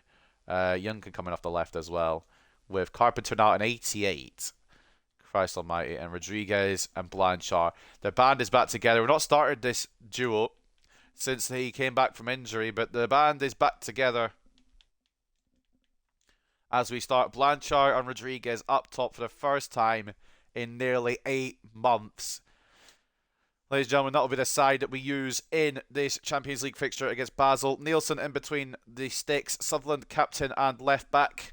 But we've got a change to make there, ladies and gentlemen, because for the first time in nearly 8 months as well, the captain's armband will go around the arm of the Peruvian prince. Sutherland left back, Dickinson right back, De Oliveira and Bull the centre backs, Peters CDM / centre mid, Serrano centre mid / cam, Young off the left, Ali off the right, Blanchard as a left striker, and the captain of today, the Peruvian prince, the number 9, the day oneer himself, Carlos Rodriguez, will lead this team. These are the other games going on at the same time. Bayern Munich versus Napoli, Galatasaray versus Dortmund, Lech Poznan versus PSG, Leverkusen versus Salzburg, and Rangers versus Barcelona. So without any further ado, ladies and gentlemen, led by Carlos Rodriguez, it is FC Basel versus Hartlepool.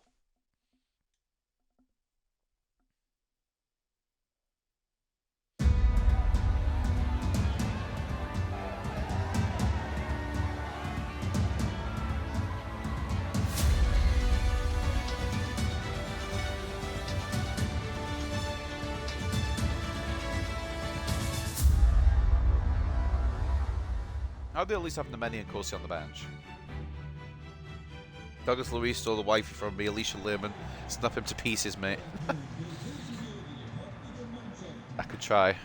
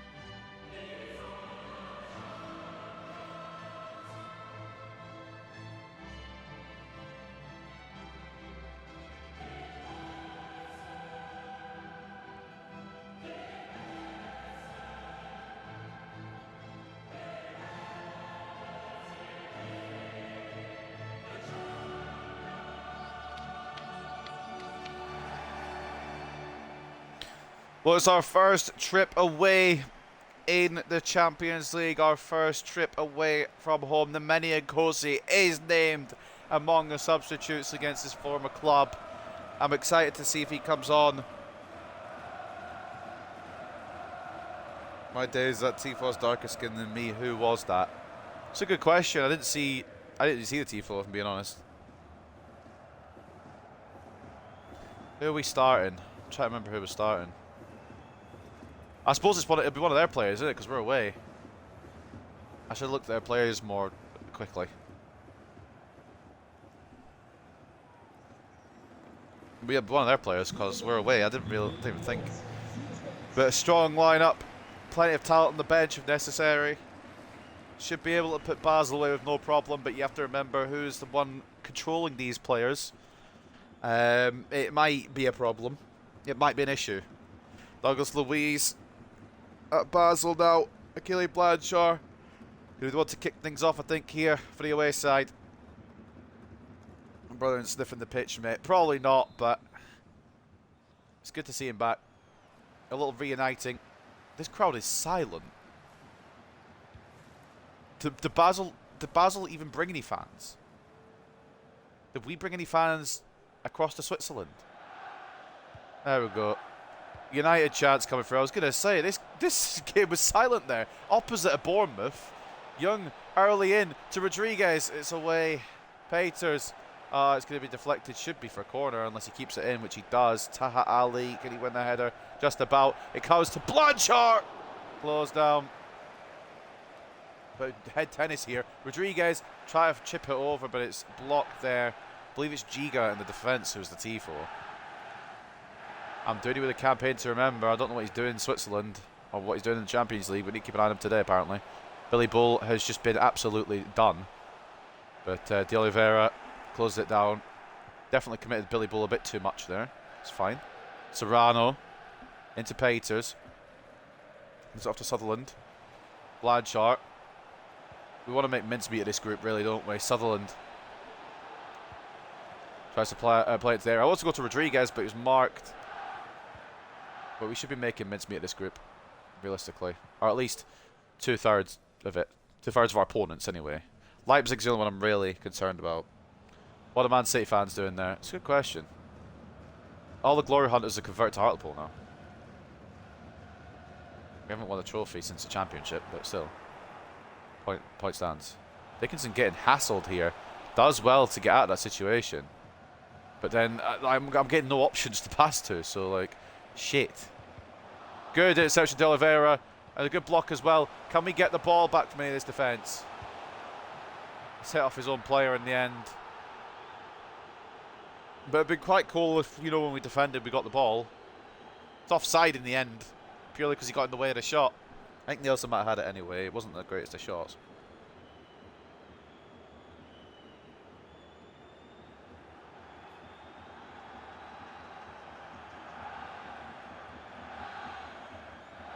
Nielsen. Ball. Now Peters.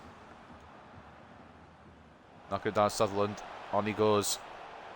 Aidan Sutherland, of course, with European experience. Maybe not Champions League, but European experience nonetheless. It's a foul, in my opinion, but I'm biased. Definitely was a clean tackle, but it's okay. Billy Bull going to run forward a bit. Rodriguez. Serrano. Barcelona leading Rangers. Young. Blanchard. We could be leading Basel. It's defended again. They're going to be a tricky unit today, it seems. Is it going to be no destruction? I don't think. De Oliveira getting in the way again. Gets caught though. I think Basel were going to score, at least have a good attempt to score in there as I'm doing it, but Billy Bull in the way, putting him off with a shot there. Or putting him off the shot, I should say. Young. Ref. I mean, there's two infractions there. The one on Blanchard and the one on Young. No card given, but it is a foul, which fair enough, I guess.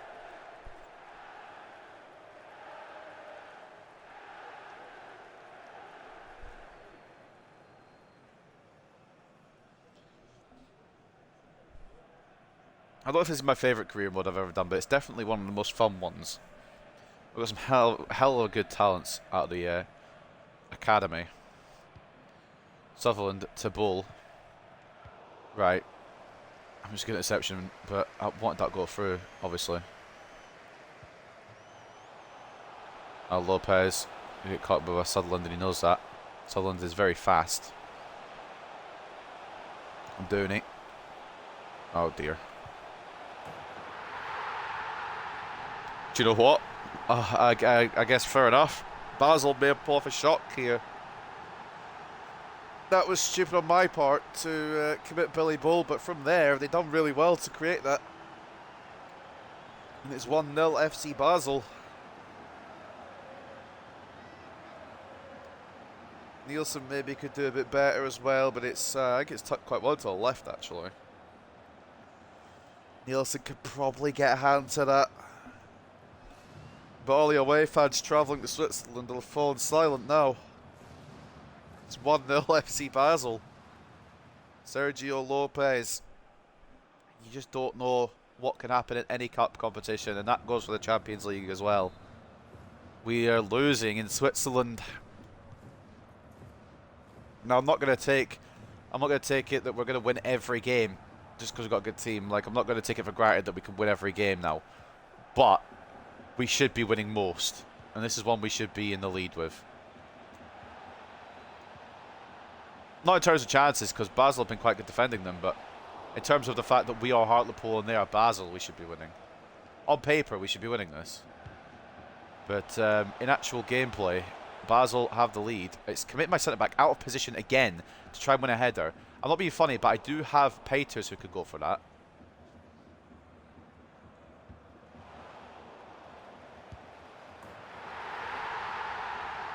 I can't play this game. I can't play this game. I can't play it. I can't play it. I'm actually done. I'm actually done. What is that? I don't even have I don't even have the words.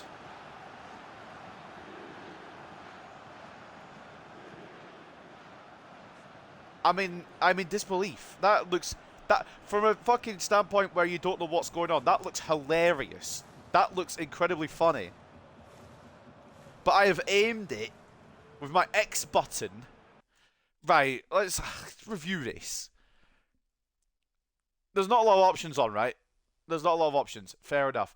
I've aimed to knock it. You can see in the top left of the screen there. You can see, I think that's Taha Ali out in that top left, or maybe it's Dickinson. I think it's Dickinson actually. I've aimed all the way up to him. I've aimed to play it up to him. It might not get to him. It might get intercepted anyway. But that's who I've aimed at. And lo and behold, this game has the fucking absolute bloody knowledge to decide, oh, Billy Bull, you want to give it to him who's marked and there's a striker right there. Yeah, no bother, mate. And then they get the piss easiest goal of all time. I've aimed it out to my fucking... I can't argue with this game because it'll always win.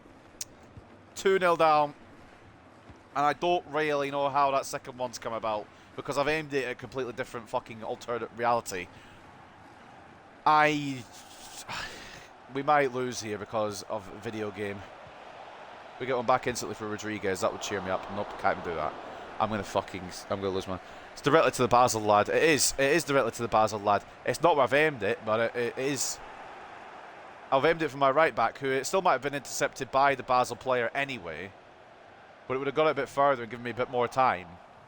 But no, it's just aimed straight to fucking Billy Bull. Ali, Rodriguez, please. Oh, Kovar's just going to be the best goalkeeper in the world, isn't he? Throw in.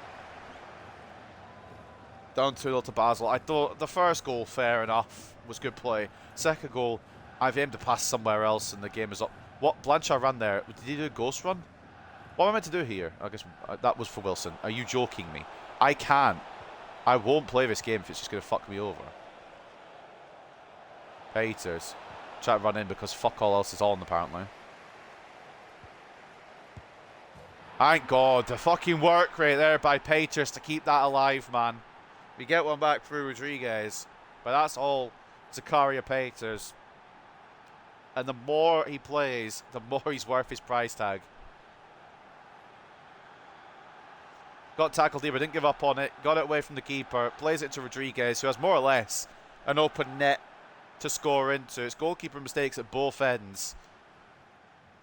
Rodriguez gets this one back, but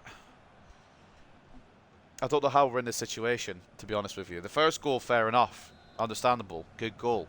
Second goal, I'll never understand. I'll never understand how this game works. I'll never understand how any FIFA works. If I'm aiming directly somewhere, shouldn't it go, like, to that player, right? Maybe with a bit of confidence now in our system, we can go and find an equaliser, potentially even before the break, but Sutherland's ball doesn't get over to Young. I can't believe we're 2-0 down, and I can't believe we're 2-0 down like that. Now Basel, they've just found confidence as well. They're in the lead against us, man. Good tackle by D'Oliveira. Young into Blanchard. I don't really know what I can do from here. Just try and take it all on, I suppose. Great save, Kovar. Blanchard's done well. Maybe could have laid it off to Rodriguez, but I saw the room. Rodriguez looked like he was doing more of a decoy run. Blanchard took it on. It's a corner, 10.5. I can't believe that we're losing. Now, I'd accept of 1-1 at this point because Basel have deserved that, but we don't deserve to be losing. Blanchard, back post towards Bull, tries to knock it down into the centre. It's cleared away. It'll probably be half time. I don't have an explanation.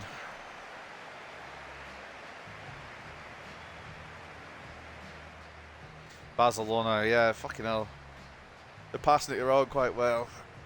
I'm wondering if he's working in the Premier League, Luca Carpenter, do we want to bring him on in the Champions League as well? Lopez scored a nice first goal, I'll give him that. But that second goal from Gonzalez is absolutely fucking bullshit. That's EA's at its prime. And then we've got, of course, a consolation from Rodriguez at the moment. Hopefully we can fight back, but I don't know. I don't know. Today's been just a fucking all over the place kind of episode. Galatasaray drawing 1-1 with Dortmund. Barcelona leading Rangers 1-0. Napoli leading Bayern 1-0. 1-1 between Lech Poznan and PSG. And then Leverkusen losing 1-0 to RB Salzburg. Well, we're losing 2-1 to FC Basel. And I'm still going to have to watch this back and figure out why the fuck the pass has gone directly to their striker rather than my right back. I pressed X to launch it, and that's its launch apparently. Launched it to my right back and it decided nah. 60-40 in terms of possession, 8 shots to 5, 2.5 expected goals to 1.6. I reckon we have it in us to get back into it and potentially still win this, but my mood has just gone way down due to the fucking second goal I got. Purely the circumstances around it. I've aimed it somewhere else. The game has decided, fucking, we're going to just go here then. Dickinson to tackle. It's going to be a throw into Basel. Dickinson's been really good this season, you know. We need an upgrade on Flores, and he's been that. We're blocked by Peters once again. I think it's going to be just a matter of when rather than if he takes that starting role from Malik Diop. He might have already done so, to be honest with you. Blanchard, Rodriguez. Just making sure. I'm not even taking any fucking chances. It's a great creativity by Rodriguez. Probably could have taken it on and scored it himself, but I'm just ensuring it. I'm just making sure. Rodriguez with a lovely ball over to Taha Ali. And it is 2-2. And I'm really hoping the floodgates have opened. We've got so much time to go and win this now. It's a great ball over. Great creativity. And straight out the gate, straight out the second half. If Ali had missed this, by the way, he's not going to game for the rest of the season. 2-2. Should be 2-1, but who's counting, you know what I'm saying?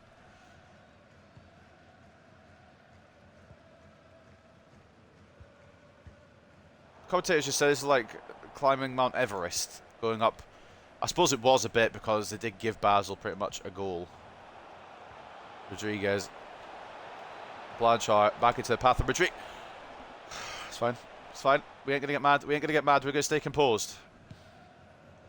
The pass should have gone directly to my striker and he should have shot in time, but that's a different matter. We're going to stay composed. Can I switch to my centre-back that I wanted to switch to rather than the other one that's now run out of position? Oh my god, no. I really see where this game is going, you know. I've got it perfectly with Sutherland and the game's like, have you know. Good save from Nielsen anyway. Douglas Luiz, I think he's going to go short here. I saw another man go with him, so keep an eye on that. Portanova. Gets past Peters. Ball in.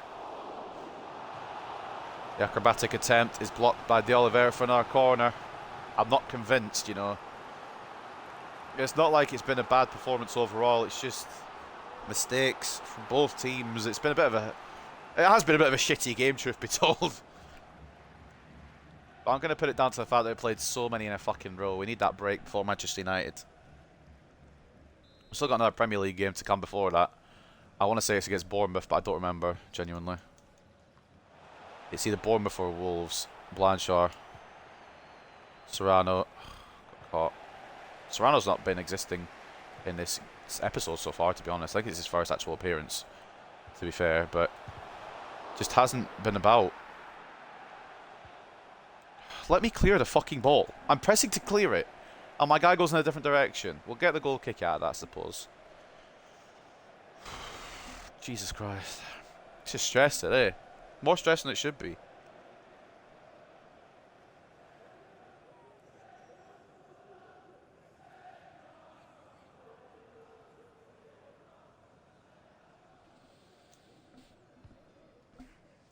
I just need to not lose my mind, because if I lose my mind, that's when the fucking composure goes. Young. Peters.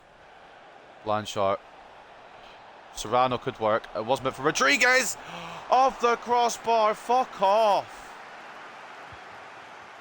Right, we made some changes. Serrano, he's been non-existent up until that shot, but I'm still happy to move him off.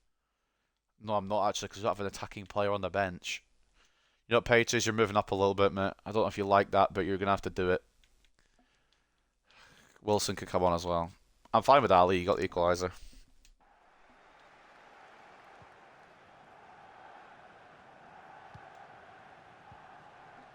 I don't know who's going to win this, to be honest with you. I'm hoping it's us, but I genuinely can't tell either way. And honestly, I would take a point if it means they don't win, obviously. That would make sense, but like... Taha Ali's made a great run through. He's taking on Jiga here, or Giga. Is he right? Sorry, is he right-footed? It looks as if he wants to take on his right foot. Why is the Salah's... I'm sure Salah's left-footed, isn't he? I'm not making that up. Why is the Salah regen right-footed? I guess maybe it doesn't matter what foot he is. I could have sworn he was left-footed last episode. Blocked by De Oliveira. I'm so confused. I'm just confused about this whole series and in general.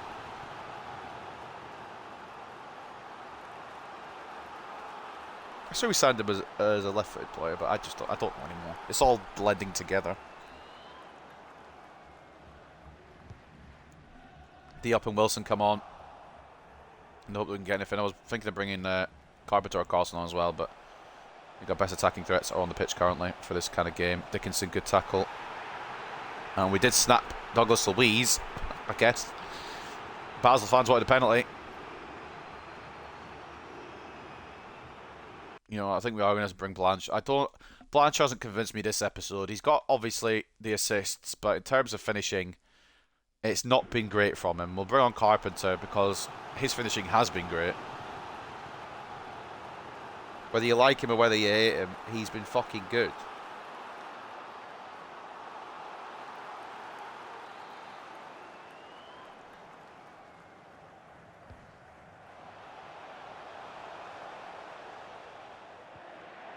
Peters, Rodriguez. That's not the touch you wanted. Oh my god, can I fucking take the ball on how I want? De Oliveira to Diop. Wilson's making the run. He should get there.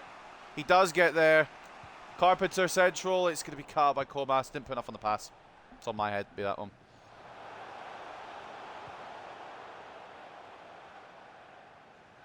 Sutherland's sometimes too fast for his own good, man. Which makes no sense, because you want your players to be fast, but sometimes he runs past the whole situation. Diop, good header. On to Peters. Don't think I've actually played them together yet, which is an interesting combo. Carpenter out to Wilson. Rodriguez back stick. Into the centre! Oh, good save, Kovar. Maybe could have taken a touch. Yeah, that was for you, Alicia. Come over, the kids miss you. Fucking hell. SCM coming on from Germany. I think we're done substitute-wise. Quite happy with Ali staying on. Quite happy with what we've got staying on now. Can we find the winner? I bloody hope so, but I'm surprised if we don't. Wilson. Rodriguez. Turns the whole Basel team. Oh! Carlos Rodriguez. He brought all of the Basel team out of the box, went in and dinked the keeper. He was like, all right, fair enough. Oh my God. I've missed this, man. I've missed this, man. I think the keeper got a hand to it, but not enough to prevent us taking the lead, as we well and truly should be.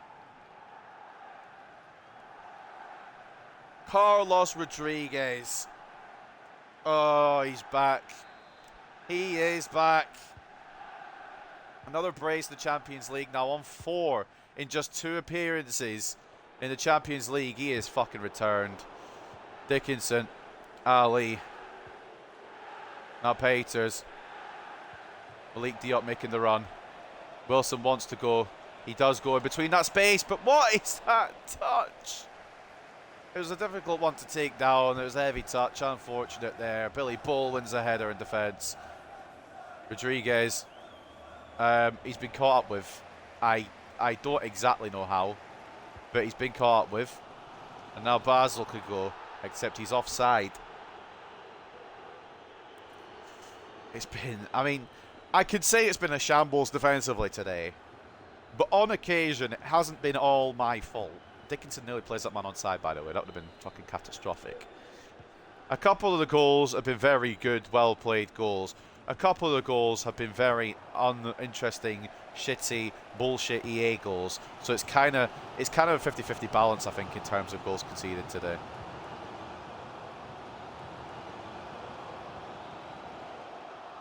Good block by De Oliveira, desperately needed there.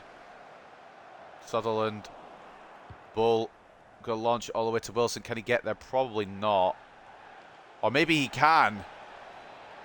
Douglas Wilson, middle, Rodriguez, hat-trick! That should seal the 3 points. Duncan Wilson is a fucking baller, by the way. He's kept that in absolutely brilliantly. And the fucking unselfish path that Duncan Wilson has taken now, so many times he would have just gone and cut in and taken that shot on. But today, lays it into the path of the number 9, and that is 5 goals in 2 Champions League games. And it's a hat-trick on the day as well.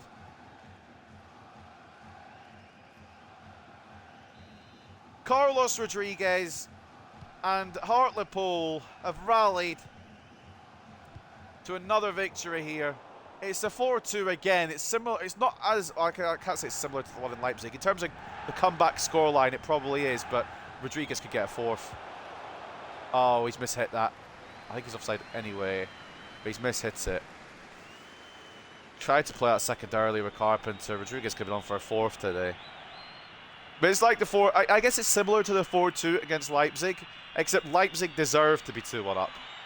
Or Leipzig deserved to be scoring 2 goals. Basel don't deserve 2 goals today, in my opinion. The first one, yeah, fair enough. Good play. The second one we know was a mistake. Rodriguez. Carpenter, it could still be 5 yet. It could still be 5 yet. Off the post, and Wilson can't get the rebound. It could have been 5. Luca Carpenter hits the post. And it maybe should have been 5 there. It should have been buried. Will Basel still get one more chance here? I did tackle with Diop, but don't let that get in the way of a good story. Sutherland makes a tackle as well. It's not going to get us the ball, though, apparently. Offside, surely. And that is full time. It's not convincing in the Champions League, I can't lie, but because we've got that man, I think we'll come around to be one of the best teams.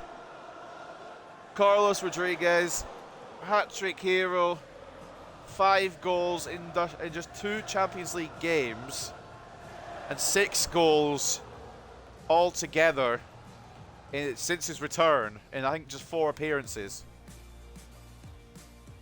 Talk about being back. I think he does get the episode title now, man. I tell you, it was going to be Carpenter, but I'm wondering Rodriguez might pull in a few more views. 53-47 in terms of possession, 14 shots to 9, 5.8 expected goals to 2.4. The day was always going to be ours, it's just a matter of when we fucking seized it, and we finally did. We finally took it on, and thank God for a number 9 that can put shots away. Carlos Rodriguez, 8.8, hat-trick and an assist, involved in every single goal.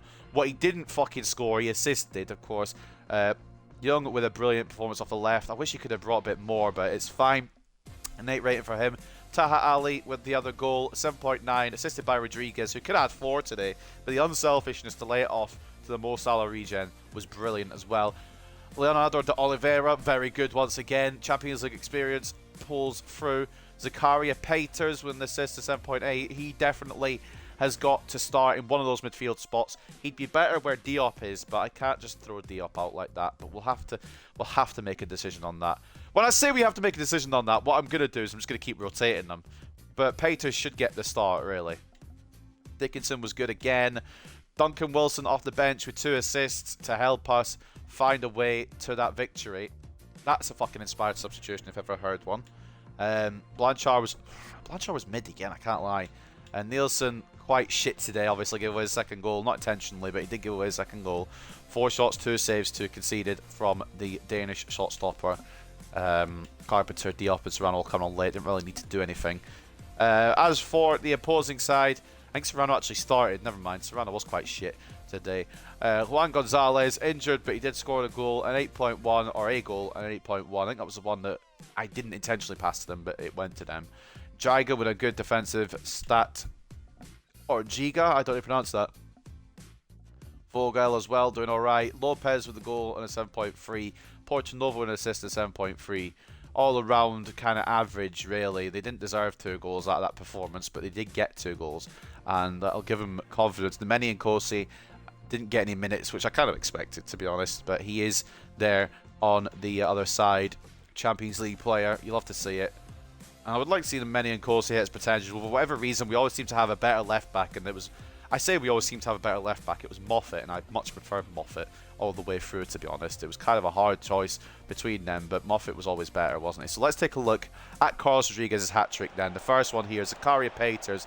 Incredible work rate to get this back, keep this alive, and play it into the number 9, who buried that with fucking ease into the bottom left.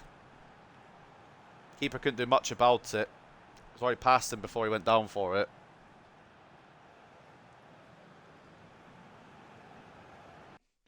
And the second one was kind of when we knew that we were going to have this today. Rodriguez turned around, I think 3 defenders, maybe even 4 defenders, and chips that in the back of the net. I mean, Wilson gets the assist credit, of course, but that is all Rodriguez. What a fucking goal. That was the goal that put us in the lead, and what a finish it was. And Rodriguez doing that in front of the Basel fans, and then the coup de grace, the limbs as well as the hat-trick goal, it all ties in. Wilson doing a superb job to keep that in play and play it into the path once again of Carlos Rodriguez. This is more Wilson than Rodriguez. The other goal was more Rodriguez than Wilson, but the goal credit will go to the captain. And we gave him the armband and it fucking charged him up or something.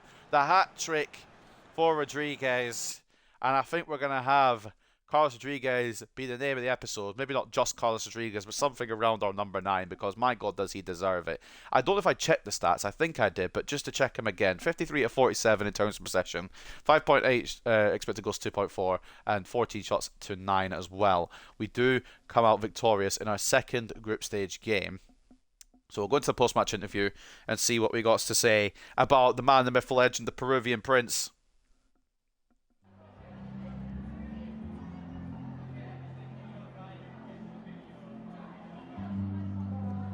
Let's get the voice back a bit now, fucking hell. Rodriguez is killing it. Top scorer in the Champions League now, I believe. Inside just 2 games, by the way. Rodriguez can lead his team to great things. If he gets injured again, I might cry, you know. If we get another injury with Rodriguez where he misses the whole season, it'll be really, really upsetting. So far ahead in the table. I mean, it's not the Premier League, mate. Quality made a difference. I mean, they fucking had... They went 2-0 up. Their first goal Very nice. Our second goal we know about. Fucking stupidity from the video game. But we turned it around. And we come out on top. We deserved our goals today as well. Nearly 6 expected goals to their 2.4. Basel gave us a fucking game, but when we scored that first goal, I had a feeling that we could bring this back. And then when Taha Ali equalised with like nearly the whole second half to play, it was quite obvious what was going to happen. Zakaria Peters was happy to get the game, and he's doing well, so no complaints from me. We've got Wolves next. Mikhail Peterson, loan offer from Sion here. We'll just pull it through. Now, there's no point because none of these players will probably get involved at this point. Because I'm really hoping we can do it this season, but if we can't, I still don't know if they'll get involved next season either. International duty does come up. We've got Felix Chavez for Spain, Billy Bull, George Higgins and Luca Carpenter for England, Achille Blanchard for France, Jesper Karlsson for Sweden, Nicholas Nielsen for Denmark, Douglas Moffat, Aidan Sutherland and Duncan Wilson for Scotland, and Ethan Roberts, of course, for Wales. International management offer from Italy, which I wouldn't be opposed to, but we're going to reject these because I wanted to get the Hartlepool bit done. And I don't really want to enter the World Cup. And if I was going to enter the World Cup, it'd be probably with Scotland, so we can use Duncan Wilson. Or maybe, I wish we could manage Peru, man. That would be so fun. Carlos Rodriguez leading the line there. We do sit top, even with a game in hand. That's pretty cool. That's pretty cool. Man United slipped down to fifth.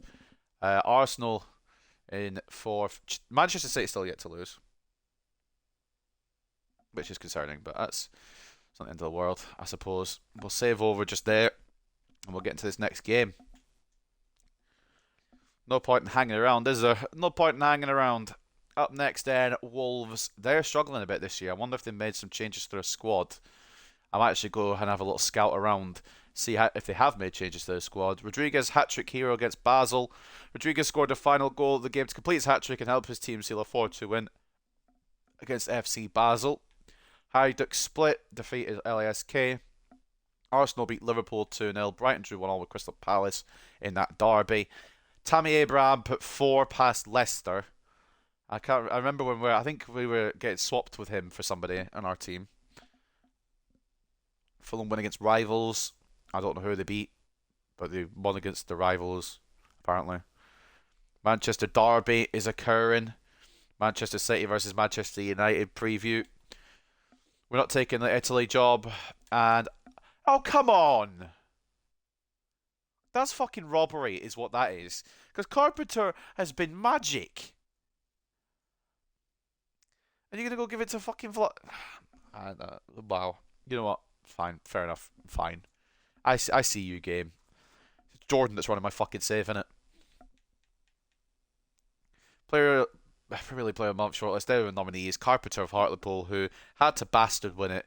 Fati for Spurs, Vlahovic for Arsenal, and Alisson for Manchester City. It should have been Carpenter. Have to run, unfortunately. We'll catch up on the rest of the channel later. Loving the career mode, mate. Cracking stuff, really. Much love. Looking forward to this episode. No worries, man. Hope you have a good day, mate, and I'll catch you later. As usual, it should be up at normal time.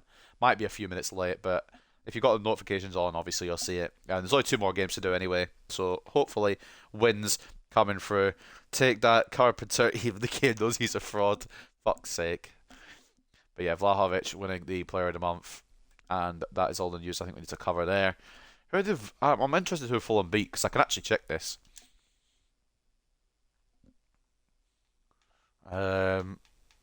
Chelsea, fair enough. Spurs beat Leicester 5-0. Fucking hell. Right.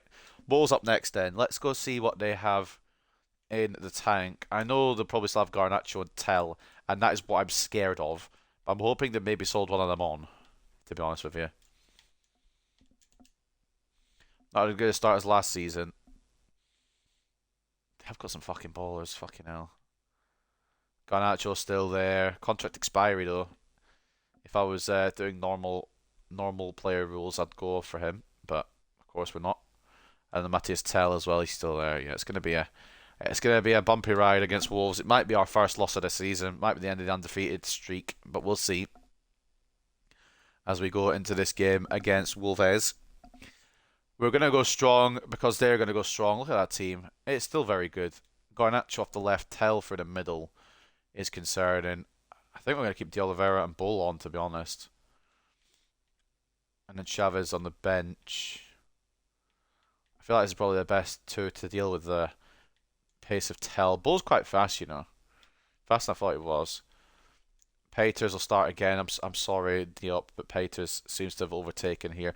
Carpenter stays in. We're going to have Rodriguez because he's just come off a hat-trick. It'd be stupid not to start him. And we're going to have Maresca on the bench rather than Diop because we needed Maresca last game. We didn't have him about. We'll do that. And we'll do that. And we will put on Roberts because he deserves a game. He's still not had a game properly for a while. Taha Ali. It's hard to rotate between these two because they've both been good so far. Ali and Roberts. But it's fine. It's fine, we move. We'll go with that for today. It's a strong side and it should get the job done. But you got to remember who's controlling these players. The other games going on, Aston Villa and Norwich and Southampton and Newcastle. We play Wolves. This is the team we're rolling with. And before we do it again, we're going to have to do this in the main menu. But we'll do it properly soon. Hurtado in between the sticks. Sutherland and Miranda as the fullbacks. De Oliveira and Bull the centre-backs today once again. Peters CDM/centre-mid. Serrano centre-mid/cam. It might be Maresca that should start here, to be honest. I think we are going to do that. We are going to pull that move. Serrano didn't fill me with confidence too much against Basel. Maresca's been good in his limited minutes. We'll go with it. Wilson off the left, Roberts off the right, Carpenter, Rodriguez up top. Rodriguez captaining the side today. Once again, he is back. Still needs that return Premier League goal, but he's been scoring everywhere else, so we'll let him off. So for the fourth game of today, the only home game of today as well, at Hartlepool, is or Victoria Park, I should say, in Hartlepool, we host Wolves. Let's get into it.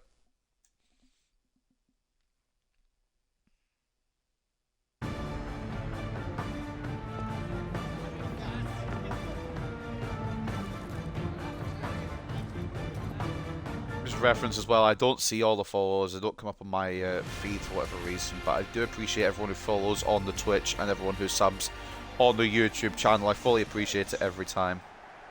Thank you very much for that. I hope you do enjoy what I'm putting out. If you don't, then that's fair enough. We're nearly done with this career mode anyway, so it's not a big deal.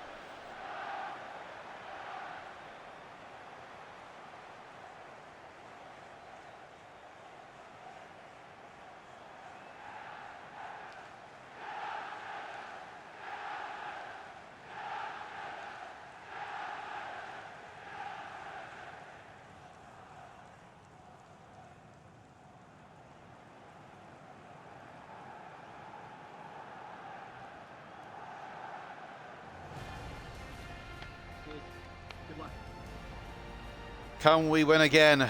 Go on to the perfect episode. I probably jinxed it, but you just never know. The thing is, we've got Wolves and Manchester United. So we're bound to drop points in one of them, I think. Which is fair enough. I'd rather draw than lose, obviously, but... Wolves are going to be a tough task, as always. Different goalkeeper from last time around. I believe they have Bentley in between the sticks. They've got Atabolu, and I don't know who he is, but... he's in between the sticks anyway.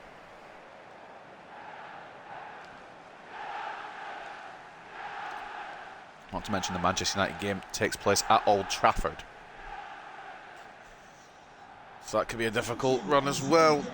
To go to Manchester and try and beat them with the quality they have. We didn't really go for any of their players.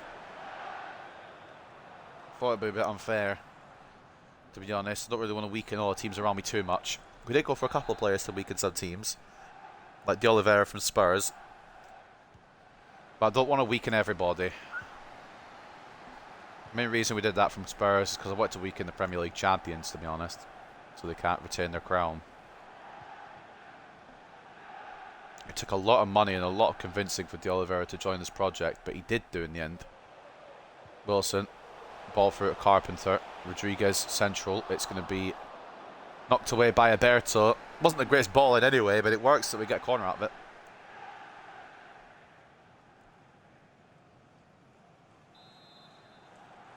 I think at the moment, I'm at a difficulty where I'm happy with how this is going because it's been a grind all the way up to this point, but we are a very good team now. We deserve to be winning these majority of these matches.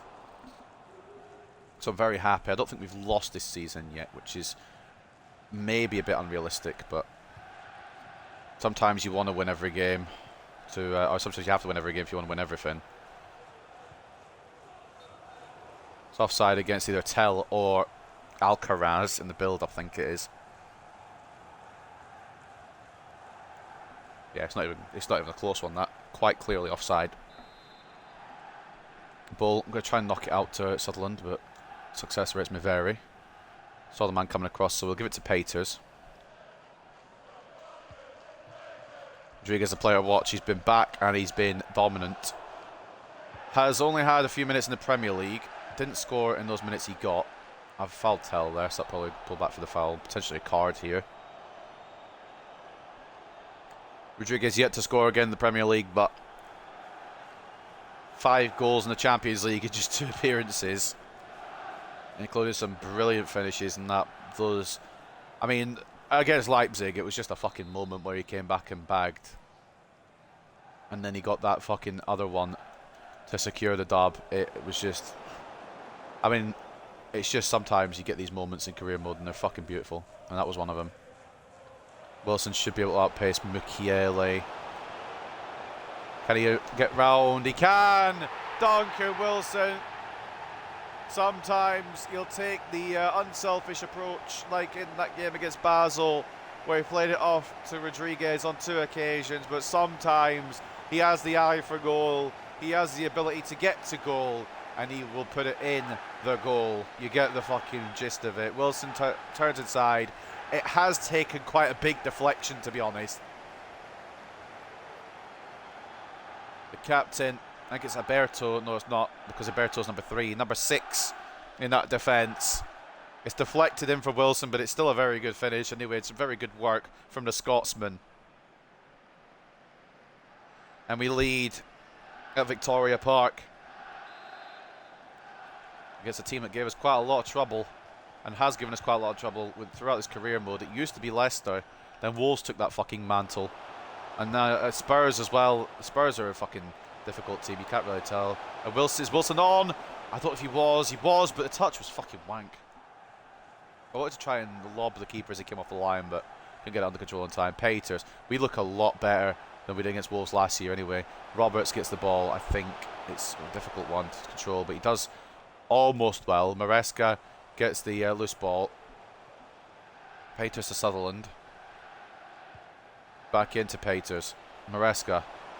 I think Rodriguez was wanting that, but it went to Roberts instead. I'm going to let you in a little secret here. I wanted it to go to Rodriguez. Tell could be through.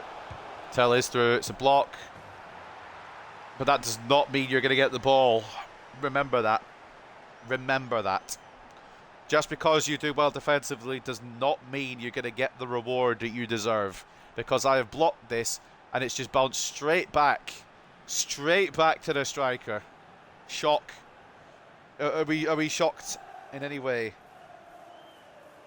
It's a brilliant finish. But that's just bullshit, is what it is. That's EADS. Brilliant block from Billy Bow, but the ball just falls back to them. It's not important, apparently, for this game to make sense. We're not going to keep a clean sheet today, it looks like. I mean, Hurtado's been the better of the 2 today. Well, better of the 3, because Higgins got the cup game against Everton. And if we're going by that, I think Higgins is probably the best day. But the main goalkeepers, Hurtado's been the better one. Wilson tries to regain the lead. He is feeling it today. He's feeling confident. Good save by Atabolu to prevent us from regaining the lead.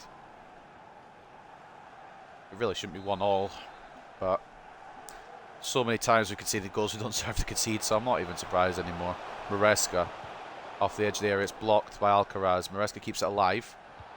Tries to get it to Peters. It could be a counter now for Wolves, for Alejandro Garnacho. We need to watch Tell like a fucking hawk, because even when he doesn't deserve to score, he still scores. So just don't allow him anything. Garnacho, ball cut out by Miranda. Tried to knock it into the path of Alcaraz, I think. Maresca. Now Roberts. struggling here. Miranda's going to make the overlapping run. It's going to lock onto Maresca, which is not what we wanted, but it could work fine. I think Carpenter's offside by this point, but we'll go for it anyway. Does well, but yeah. Flags up.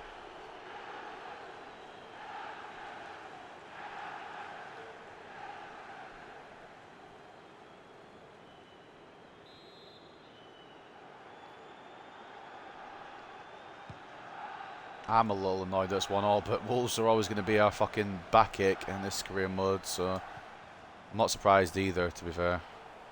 Wilson gets caught by Mukiele this time. Sutherland wins it back. Wilson turns away into the path of Maresca, who's doing well, and referee's got to give a free kick there, man. Maresca's actually done quite well with his limited minutes. Making a case to start ahead of Serrano at the moment, because Serrano's not really... He's been good to kick off the season, but this episode he's been kind of dead.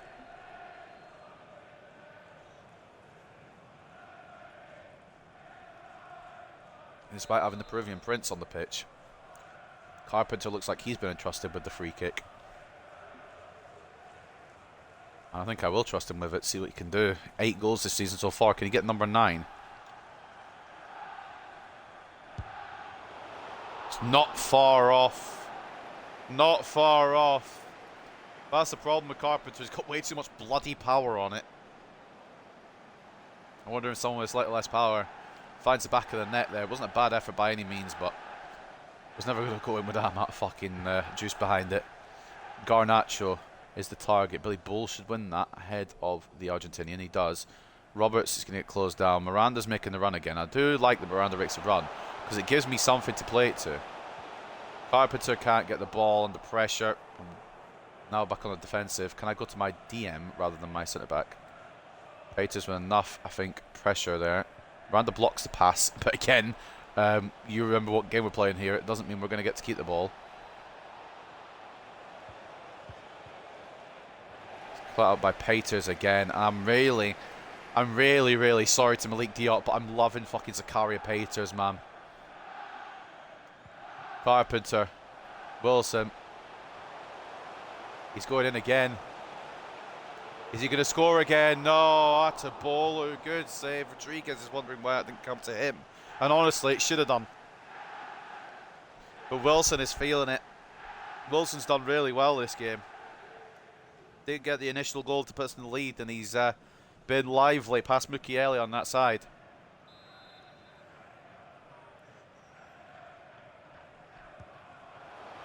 Play short to Roberts. Back into Wilson. One more. De Oliveira, Tell with the defence. So the roles reversed there as De Oliveira, I should say, gets tackled by Tell. I've launched, I've missed. I think he's offside. He's not. I mean, it kept switching to the wrong player again, but thank God Garnacho shot from there. I wanted to go to Billy Bull there, so he wasn't like having his hand up saying offside. More let's close down Garnacho. But Hurtado's a little bit annoyed, although he does make the save.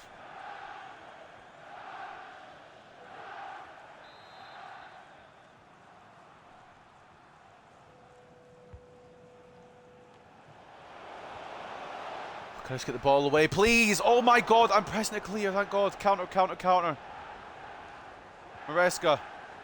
Roberts, I thought for a second it wasn't going to clear, it was just going to fall to them to get another goal. We're going to have to turn back here.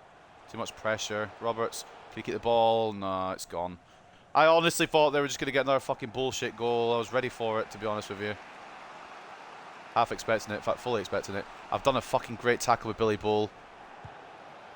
But of course, it's still going to fall to Wolves. Miranda try to close it down, but in the end Hurtado does make the save.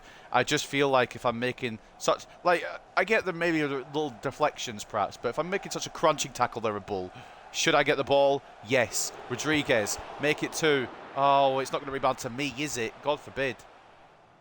Can't complain, I did score a rebound goal against Everton, but sharp. Last chance of the half could go to Wolves here. Sutherland's going to try and close down right. Unsuccessful. Was wanting to switch to Peters, but it opted not to. Barella tries a hard power shot straight at Hurtado. For some reason, it won't let me switch to Peters there, so it's like, oh, fine, I'll just stand in the middle, mate. It's alright, though. End chance and a half.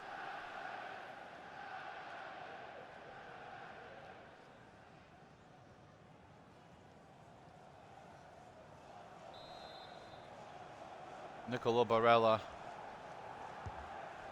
deliver the last ball of the half. Maresca's just going to get it away because I do not trust this game. And it is 1-0 at the break. 1-1, I should say, at the break. Should be 1-0, but it's fine. I'm fine. Smile.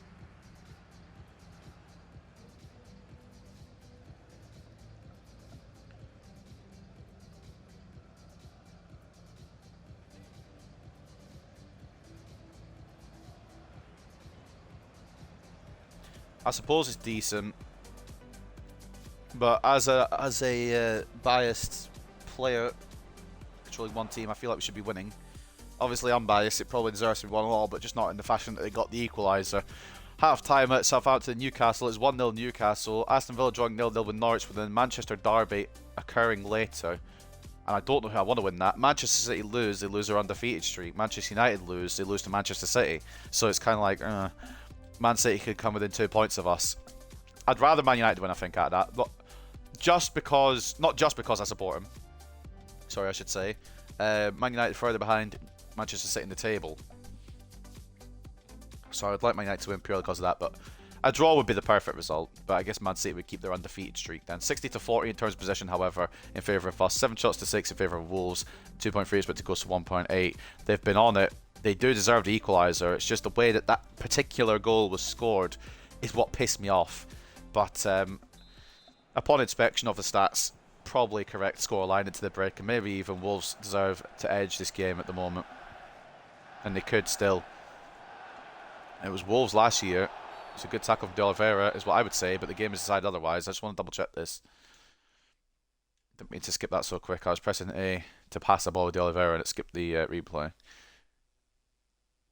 Have got the man before the ball. Fair enough. What's happened with Tell's leg? Christ almighty. Yeah, but yeah, okay, it was a foul. I was just thinking as well, last year Wolves went on this mad unbeaten run. Obviously they won't do that this year, they've lost a couple of times already, but Wilson's been fouled down. If I've... Okay, what?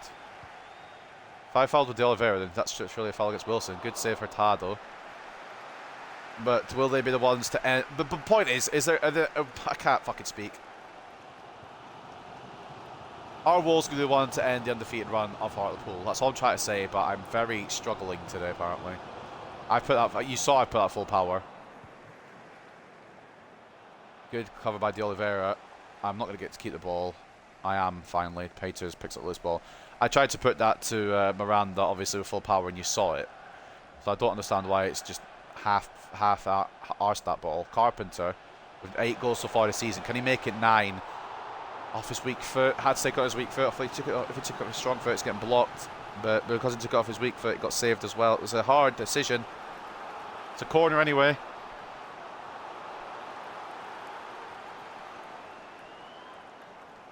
Again, I won't be surprised if we drop points against either Wolves or United, potentially both. But I'd like not to, you know, obviously. Carpenter gets his shot blocked. Miranda could win that over Garnacho, and he does. I think it was Garnacho he was contesting with. Rodriguez. Peters.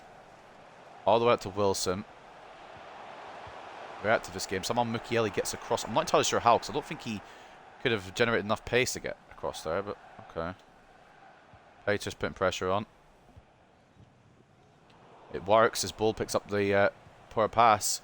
But then Carpenter can't keep possession against Wolves either. It's fucking 50-50 this as it's 50-50 as it comes. I'd like Miranda to make the overlap and run. He's going to eventually. Will the ball get through? Would have been a foul anyway. Miranda does get it through. Maresca. That was meant for Rodriguez. So let's go to the guy who's marked, of course. Silly me. Forgot how this game judges passes. I've committed to the centre back, and it could be Curtains. Especially when I've tackled with Tell, or Miranda even tackled on Tell. The game said no. Garnacho gets tackled by De Oliveira. Wilson, I'm not convinced that we're going to get the win here, you know. Pressing us a lot. Very defensive. Nearly all the team in their own half. Carpenter. Can't find Rodriguez. Change has got to be made. I think we're not breaking through what we've got on the pitch currently.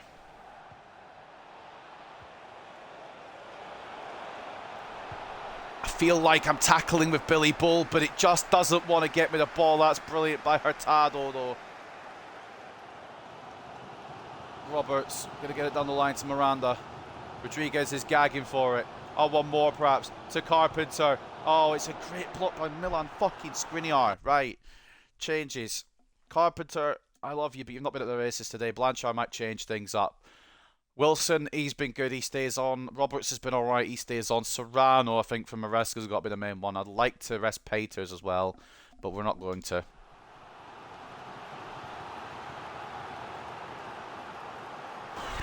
Right, boys. I don't mind drawing, but I'd like to win.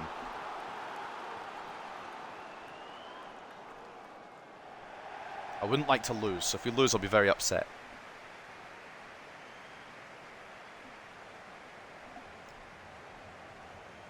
Our first loss this season could come here, but I'm wondering where it will actually come from. If it doesn't come here, it might just be the next game against Manchester United at Old Trafford. Tough games coming up. Roberts off the edge of the area, it's blocked. Rodriguez. Wilson. I thought he got fouled. He didn't, according to the game. I thought he might have got caught there, but no. Not to be. Garnacho going to try and make the move. Christiansen. Ball in the way. Wasn't sure if the ball was going to fall to me there for a second. Blanchard. Rodriguez.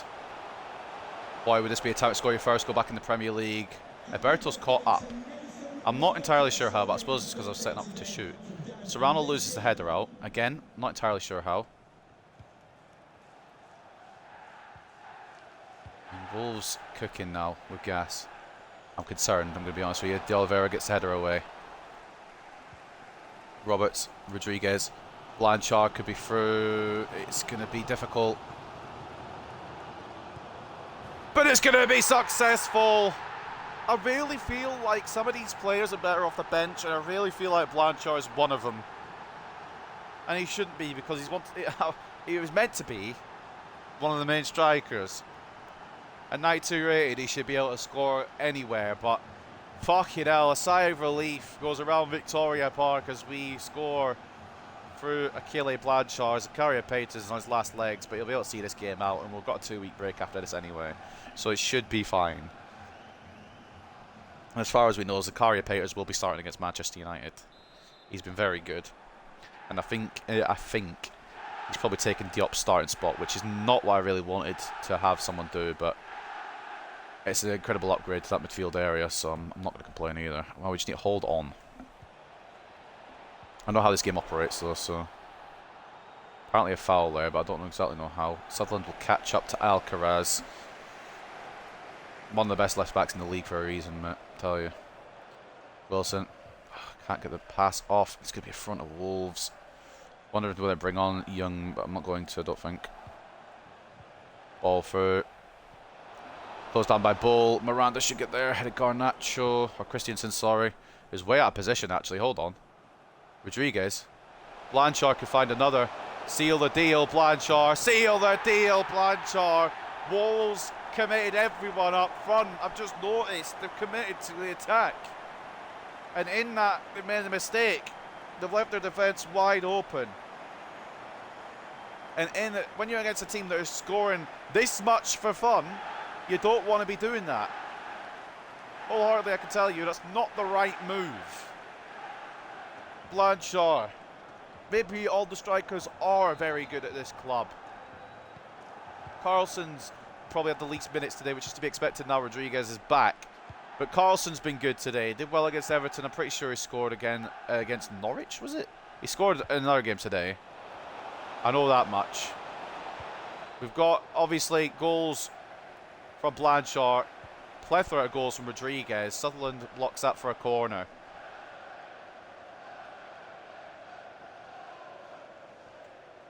Done really well in terms of scoring. That's why we're the top scoring team by a country mile, and I think we'll continue to be in this Premier League season. It's a good header. It might have been a block actually there. Alberto looked like he won it. De Oliveira's exhausted. We'll see this game out. We'll get a break anyway. It's fine. I think the De Oliveira Bull partnership's probably the best one, as you'd expect, but we'll give Martin the game against Manchester United, which is risky, but he's not out of the game for a while. Be a throw to Wolves.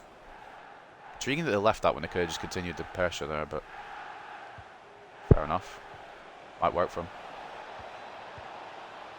It nearly did work for him. It's great play. Hurtado equal to it, though.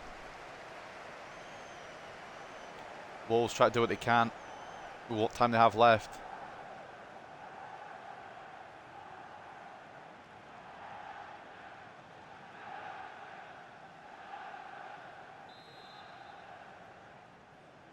Meyer to deliver this in. Should be De Oliveira to win it. It's going to fall to a Wolves player, because of course it is, but we can counter. Good tackle by Mukiele. Keep this alive. Good save by Hurtado again, man. He's been a brilliant goalkeeper today. Meyer with the effort there. Good 1-2. At the near post, Hurtado did enough.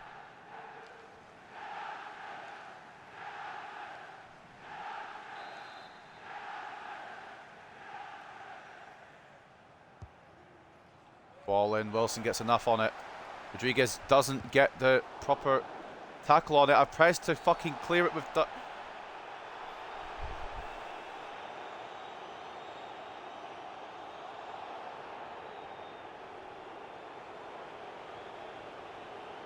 Don't get me wrong, it's definitely a penalty, but I pressed to clear it and the game has decided otherwise. The game is fucking bollocks, and it probably will be a second here for Wolves as Alejandro Garnacho steps up, and it's a save from Hurtado! Justice, you fucking bastard game! Absolute justice. Fuck this game entirely. I'm trying to clear it, and it gives away a penalty instead. They still might get another goal, but fucking hell, that's a moment. Off the line, Miranda. And that should be a goal kick. Oh my fucking Christ almighty. Drama at Victoria Park. That was going in if it had not been for Aitor Miranda on the goal line, man. But there's a lot wrong with what's just occurred in that whole situation. That penalty wasn't a penalty. I mean, it was a penalty, but I wanted to clear it. And then following that, we got it cleared off the line. Thank God. What's up, Seb? I'm doing well, mate. I'm a little bit annoyed at this video game today, but that's just always me playing FIFA, so... We do win over Wolves, a 3-1 victory. But my God, that could have gone different had this game had its way. Yeah, it should have been 3-0, honestly. Their goal was very lucky. And Hurtado put in a brilliant performance. But yeah, otherwise I'm doing quite well. I'm hoping you're doing good too, mate. We've just done the 4th game, so there'll be one more game after this.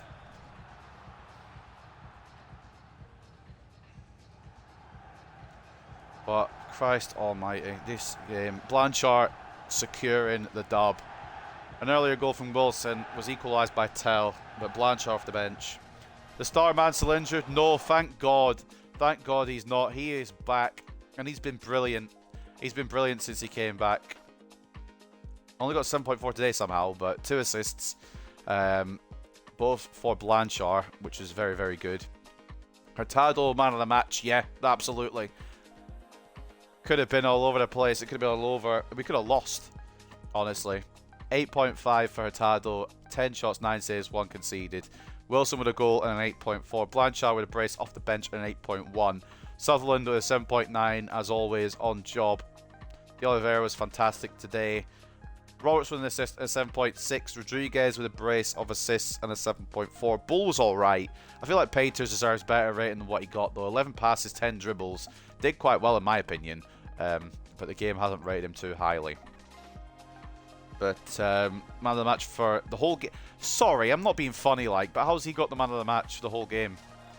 We've won 3-1. Tell with an 8.6. He got a goal, which was very lucky, might I add. And star man. Alcaraz getting the assist at 7.5. Barella was strong in the midfield, but at 85 or 88 rated, you can see why. And you can see here off the map, they committed everyone up to try and get some goals, and that's how we managed to take advantage. Garnacho was average today. Atabolu in between the sticks, 6 shots, 3 saves, 3 conceded. Quite bad there, and they didn't use a lot of their substitutes. But I want to watch that penalty, the whole penalty situation again, to be honest. I don't know if it'll show the foul, but maybe it will show the foul. Or maybe that wasn't the penalty save. Where was the penalty save? Was it? I'm guessing it was the last one then. Well, here we go once again. It wasn't a penalty in my opinion, but I'm biased. But look at that! Hurtado equal to it. Lovely job play. Man of the match today by a long way. The snack can't score. Nah. Oh, man. I need to see that again. But here are the stats. I'm wondering if Wolves did deserve it a bit more, but that's not important. And the fans chanting while we're trying to read the stats. You'll have to see it. 58 to 42 in terms of possession. 15 shots to 11 for Wolves. And 5 expected goals to 3.3. But my man Hurtado, what a fucking performance. Newcastle beating Southampton. Aston Villa beating Norwich. Man City beating Man United. I'll show you Rodriguez's stats in a minute since he's returned. He came back towards the end of the last episode. He's been quite good this episode. But Blanchard, definitely the hero today. Made the difference. They've committed everyone up to try and go for the win, and it backfired on him. Went for a 3-4-3, which is a wild formation to go for. And it didn't work for them. Still undefeated in the Premier League. I would like to go. It would be fucking insane to go invincible this season, but I know we're going to lose at some point. It's just a matter of when. But we're invincible at the moment. I'm intrigued to see how long it can go for.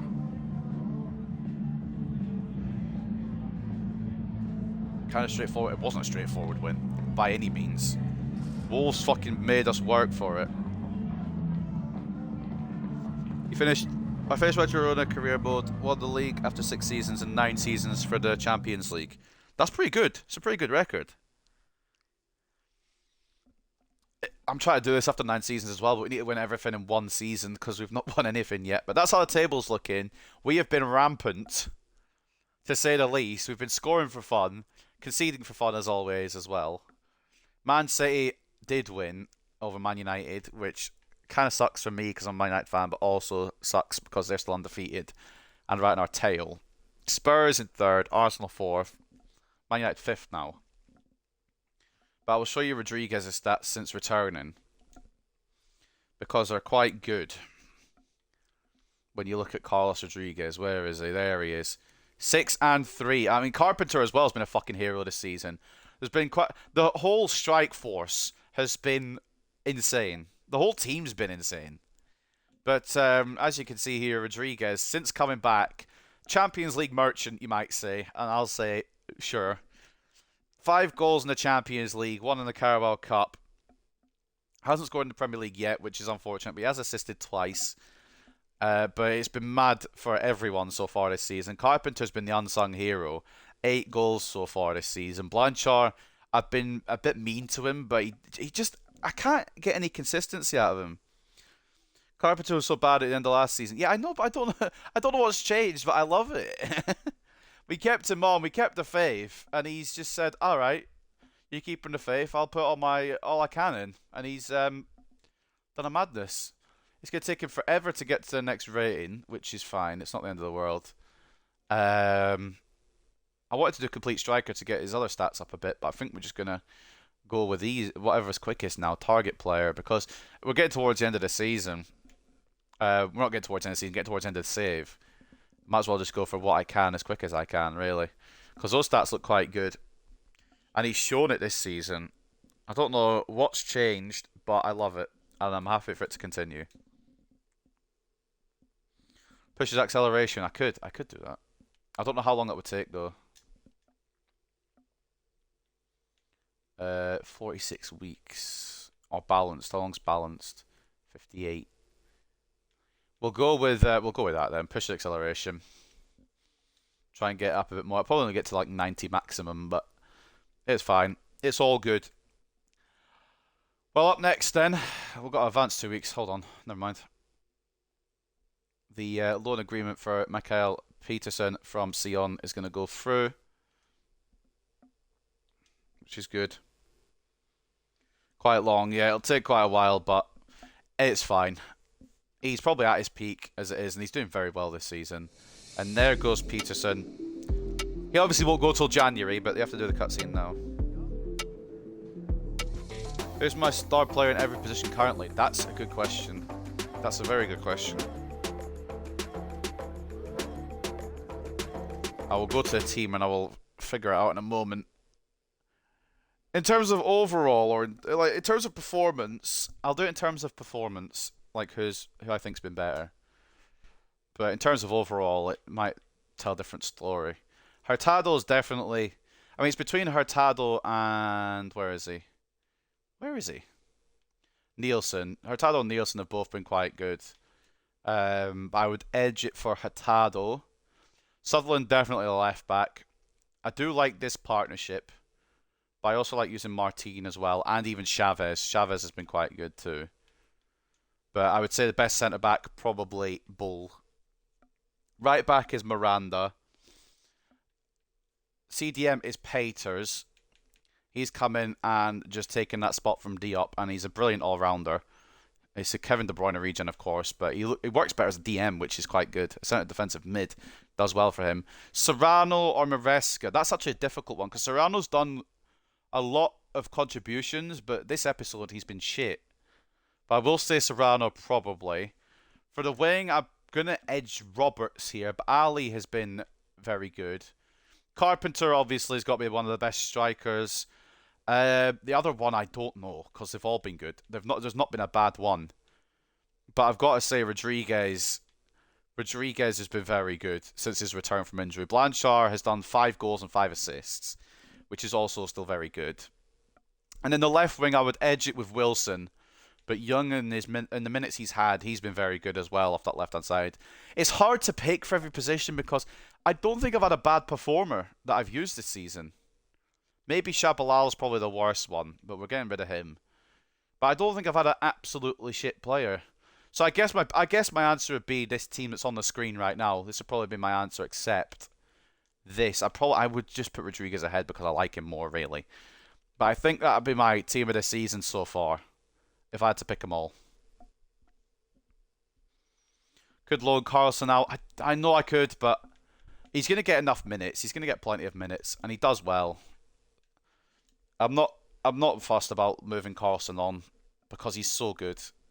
For his rating, he's a lot better than what I expected. But if it comes to the point between now and January where I feel like I'm not playing him enough, then we'll maybe find a loan for him, if that makes sense. But I would rather keep him as part of the squad, to be honest. He is quite fun to use. I just don't know where I'm going to use. I don't know when I'm going to use him because I'm not going to probably start him against Manchester United. We'll maybe run him out against Sporting and potentially Bournemouth or Newcastle. But again, there's plenty of opportunities to throw him onto the pitch, especially if we stay in cup competitions. There's a lot of games as well. We're going to need all the players we can have. We've got how many in December? We've got 8 in December already. That might increase depending on cup competitions. As in, if we get through in the Carabao Cup, we might get a game there. But yeah, there's a lot of games, so he will get his game time. Unfortunately, it won't be today against Manchester United because we need to win this desperately. If we lose, Man City might overtake us, and I don't want that, really. Out of all the teams, it is a lot of games, but it's probably the season we want to win everything, so it will take the longest to do this season, I think. Blanchard next brace is Hartlepool beat Wolves. Blanchard was in superb form for Hartlepool United, scoring twice and up his side to the 3-1 win against Wolves. Whether we deserved it or not doesn't matter because we got it. In the team of the week, we don't actually have a player in there, but Wolves do, which is hilarious, as Matthias Tell makes it in. Australia lose to America.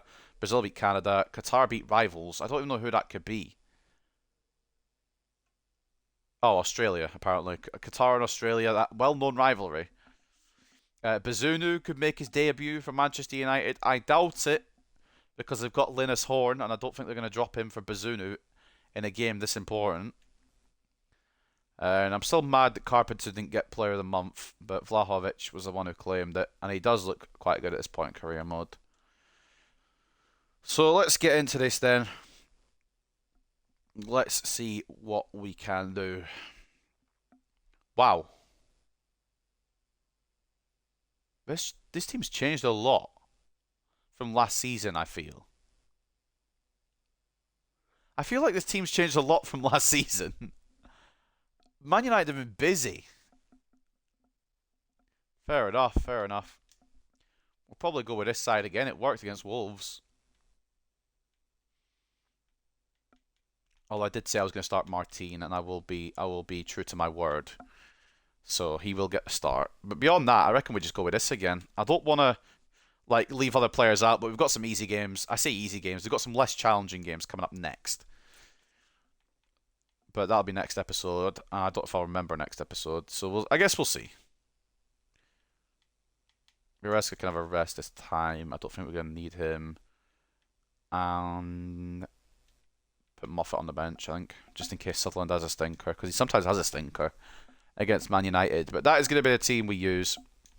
Might as well go with what works. And Blanchard off the bench worked last game as well.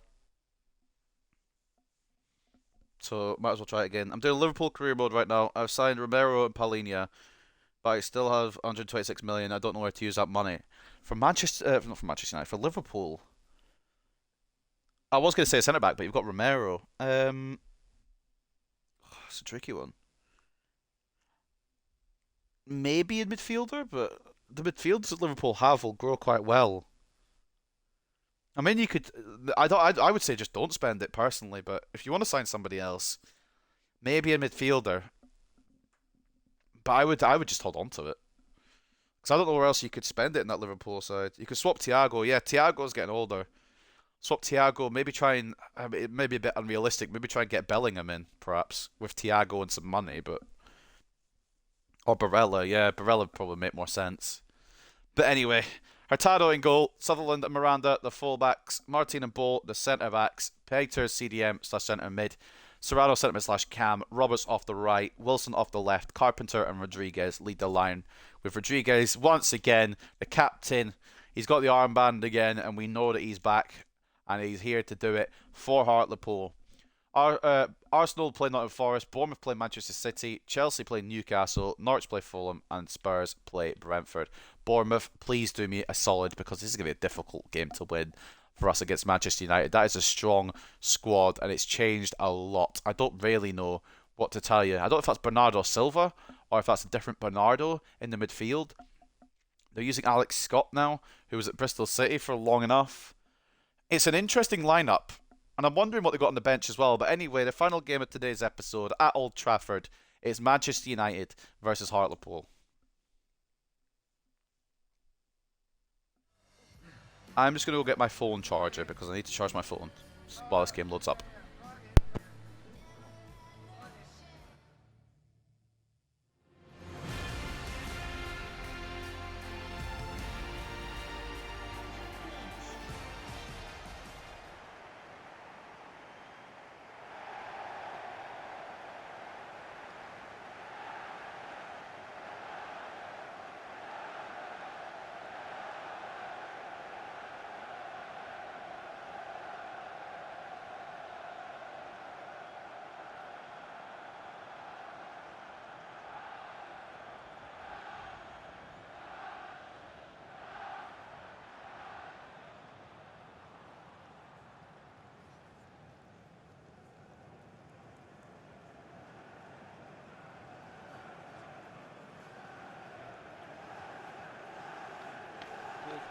Good luck.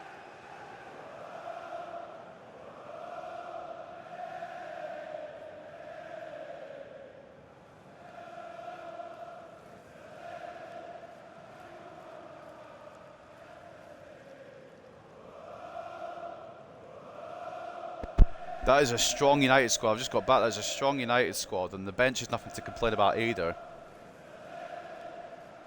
We've got a strong squad, and we've not got a bench to complain about either.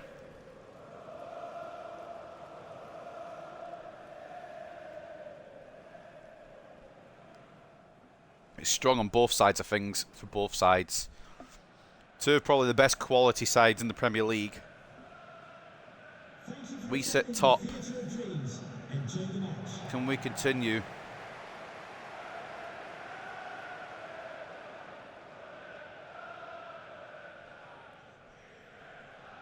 We remain top of the table. Can we remain in the conversation for the Premier League? And can we remain, more importantly, undefeated? Manchester United kick it off, and I am probably the most scared I've been in any of these games today.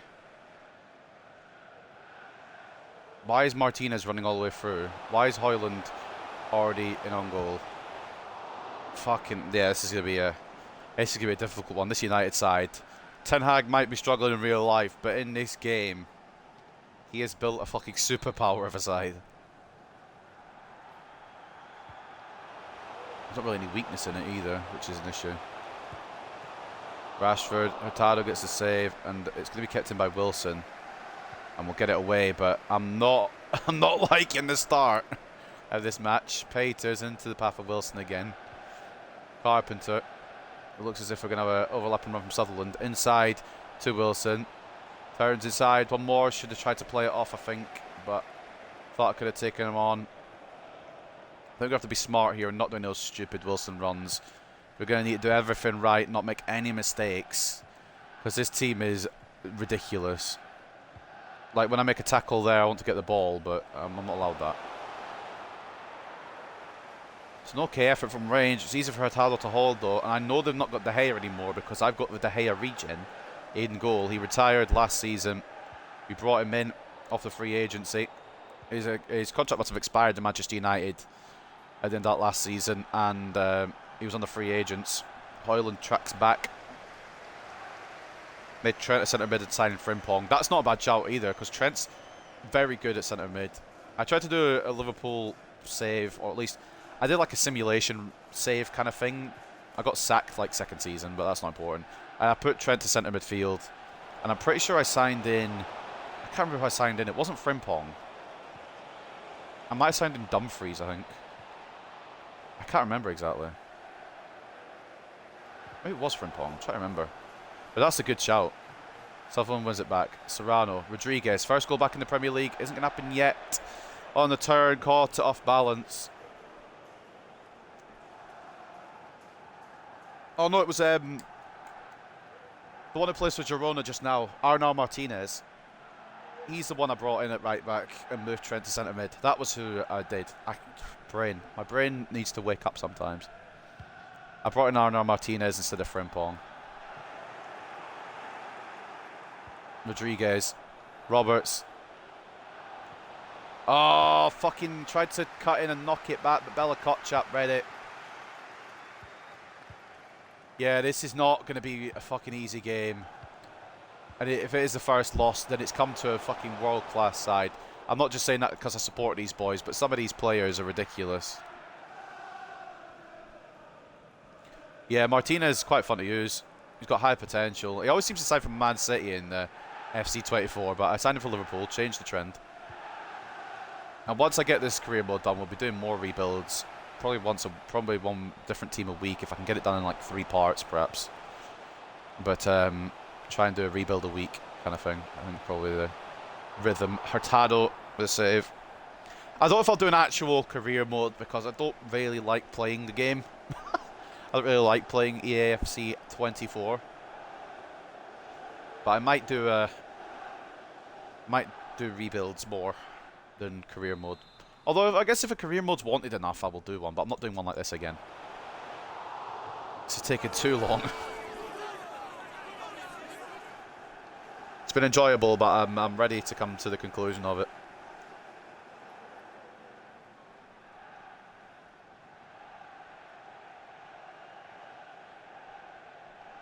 If I sell Endo and Joe Gomez and Thiago, I can buy a better goalkeeper like Costa. Yeah? Better backup goalkeeper, sorry, yeah. I was going to say Alisson has to be the main one. But yeah, backup for like Costa would be quite good. Or maybe getting Mamardashvili, he'll be cheaper and he'll grow better, I think. More potential. Serrano. Please. Oh, that was your chance to do something this episode. He's been quite shit this episode. But he did really well there. Got around the defender, but Linus Horn, 90 rated or whatever now. The Neuer region is on a madness. And it's a save from him.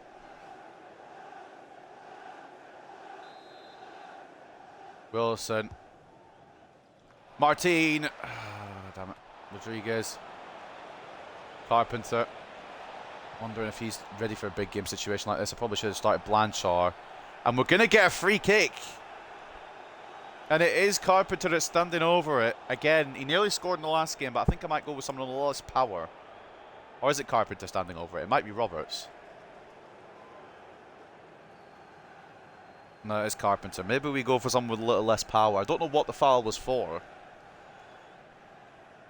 I'm going to go VAR it and see what happened to get this situation. I don't want to like play favourites here. I check it when it's me. I have to check it when it's them as well. I think number 8. Who's number 8? Scroll all the way around.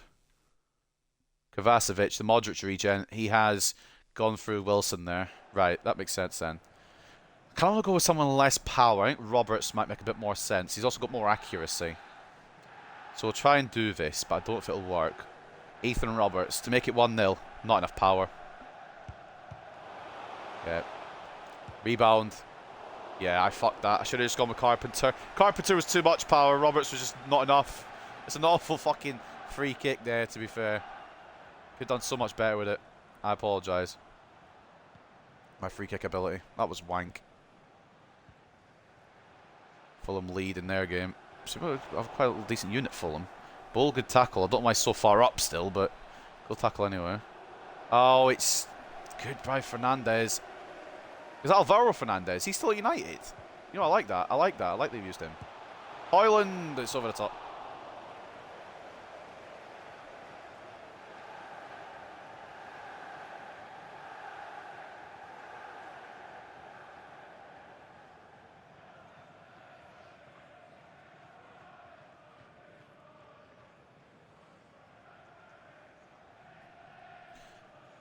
Oh, bro thinks he's Haaland. Yeah, he's nowhere near. In real life and in game. Although he did score more recently than Haaland in real life, so.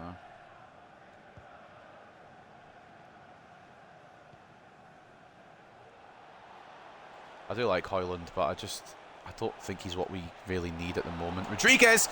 Oh, I'm fucking so dumb. I pressed to... I wanted to do something else with this shot and I fucked it up. Should be 1-0. I'm an idiot. That should be the goal.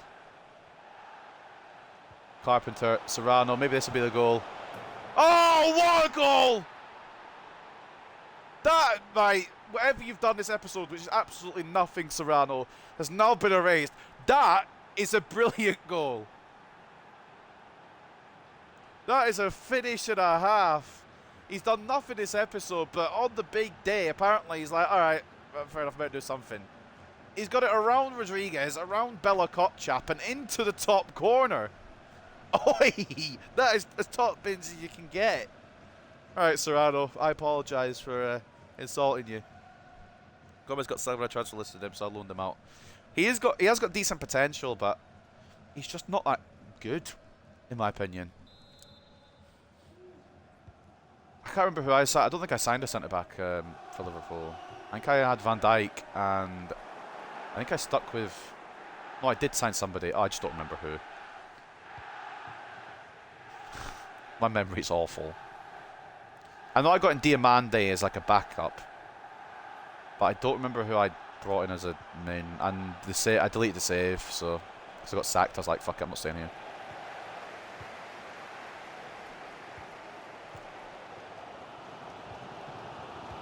There's a couple of like mini rebuilds I've done, but I've not really put a whole lot of effort into them. So I kind of want to do most of them on the screen. It's a ball in the middle. Miranda does well to come across and get it away. Real Madrid want Trent. Oh yeah, Kanate is probably who I used. You're right. I forgot. I forget about Kanate. I think I brought in Diamande as a backup. We used Kanate. Rodriguez! Oh, good save, Linus Horn. Again, it's going to be hard to score a second. So I'm glad Serrano got us that one. That was such a fucking good goal. Wilson can't get off Fernandez. If we can go to the break in the lead, I'll take that, even if they do equalise down the line. Then again, Bernardo to Hoyland now. Ball gets across initially. Before to Rashford. Gets caught by Miranda. That should roll up for half time, please. Oh, it didn't. Oh, but that's not going to be enough to go in there. Good pressure. We lead at the break.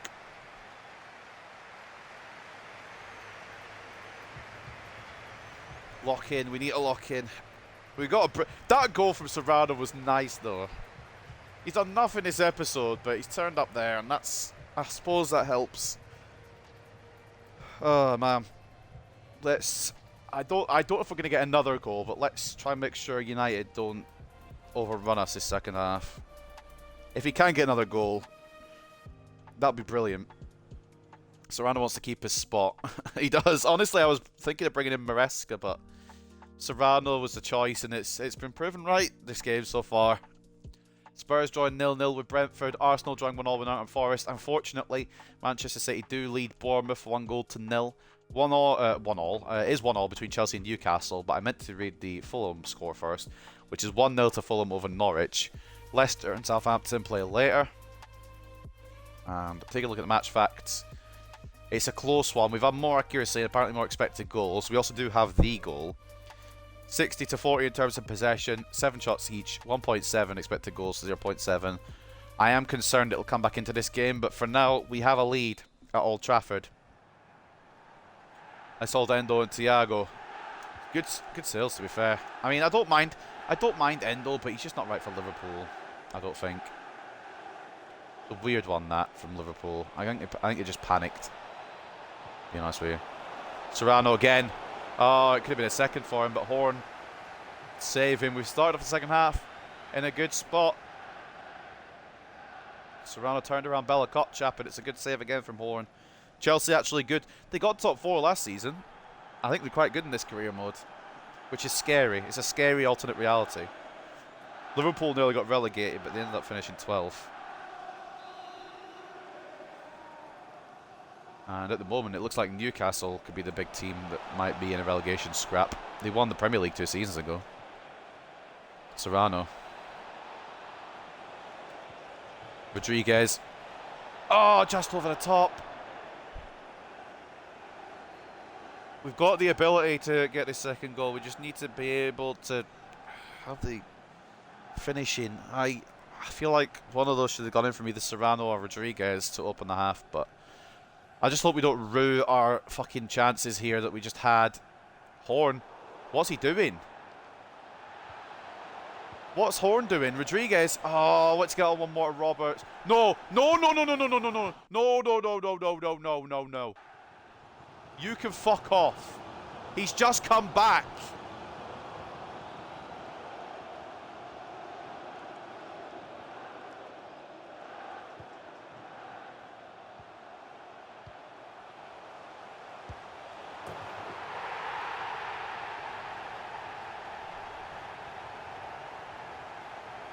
Hoyland has equalised, but there's bigger issues. If this is the fucking ACL again, I might cry.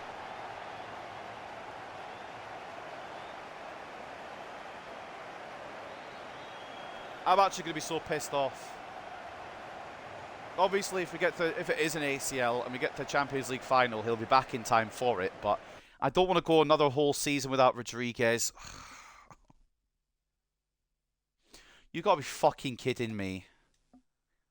The poor lad's just come back. All right, Blanchard comes in then. At least all the strikers are doing good. Yeah, but I don't want no Rodriguez. He's meant to be the captain. Right. I mean, it could be another setback for the Peruvian Prince again. If that's the ACL again, this game might get chucked in the bin. We've got to pull it together now. Fucking Rodriguez. I had a horrible feeling that it was going to go down there as well, you know. Bull's going to cover this. That's not going to get to Hoyland. Martin. Out to Sutherland.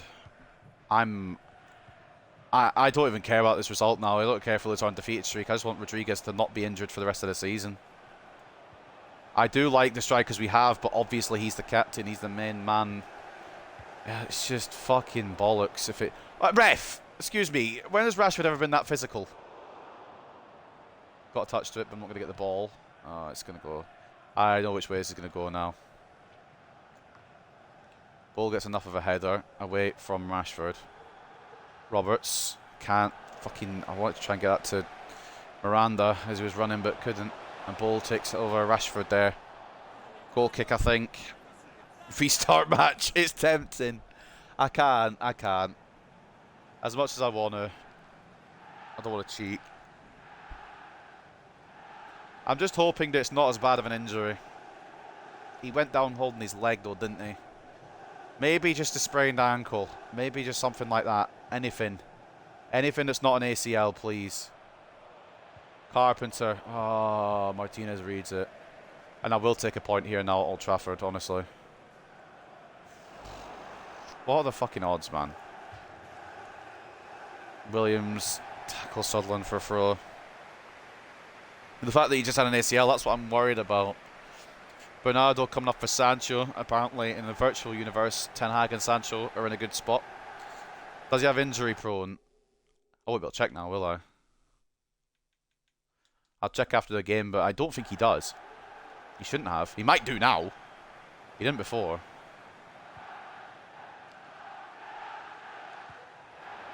Wilson. Carpenter. Blanchard. Serrano central, please. All right, okay. You know what? A bit less of a headache. Serrano makes it 2-1.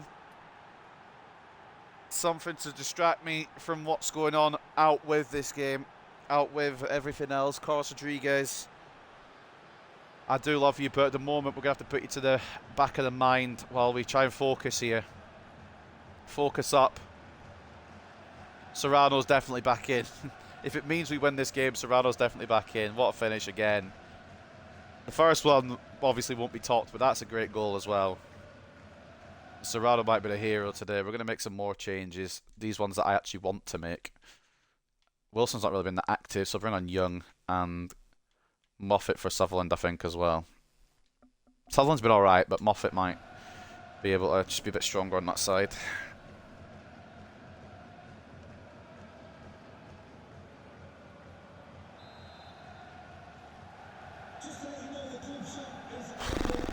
Right, we are winning, but what are United doing?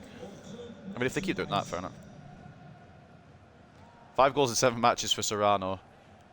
2 of those might have been the most important ones he'll ever score in his career. They've come today. Sancho could be through. Knocks it back. I'm trying to switch to fucking Billy Bull. It doesn't want to let me switch to Billy Bull. I love this game. I absolutely love everything about it. I'm pressing LB like my life depends on it to switch player. And the game, where is he gone? Where has Bull gone here? Nothing. He's done nothing. The AI doesn't even want to help me there. Højlund equalises again. It looks like it goes through Hurtado. I just want to switch defender there again. If you could let me do that next time, that'd be magical.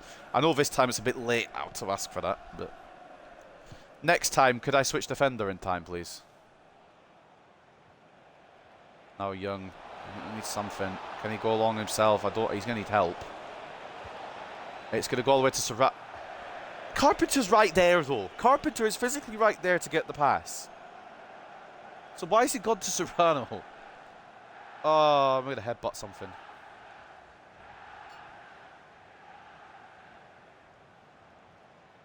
I don't understand why I couldn't switch the ball, and I don't understand why it's gone to Serrano. There's a lot in this game I don't understand, but thankfully, hopefully we're coming to the end of this career mode, this shelf life for this game, but FC24 is just worse, so I'm not excited to move on. Serrano, Blanchard. I'm not saying anything. I'm saying nothing. We are back in the lead, that's all I'm saying. Because this game's going to give them another goal, and I know it is. But at the moment, We're still winning, or back in the lead. Third time we've taken the lead now. Serrano turns provider as Blanchard rolls it in past Horn.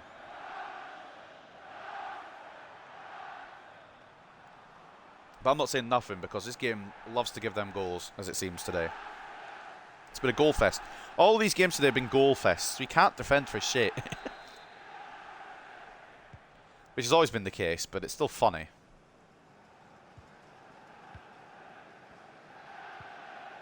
Never been able to defend brilliantly.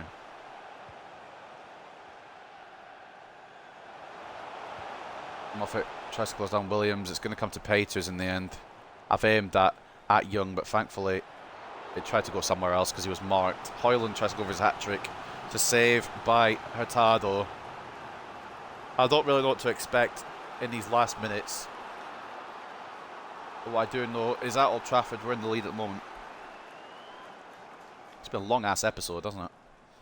3 hours 15. I need to go out soon. I might have to be late. Still got this episode to finish and upload and everything. So I guess we'll see.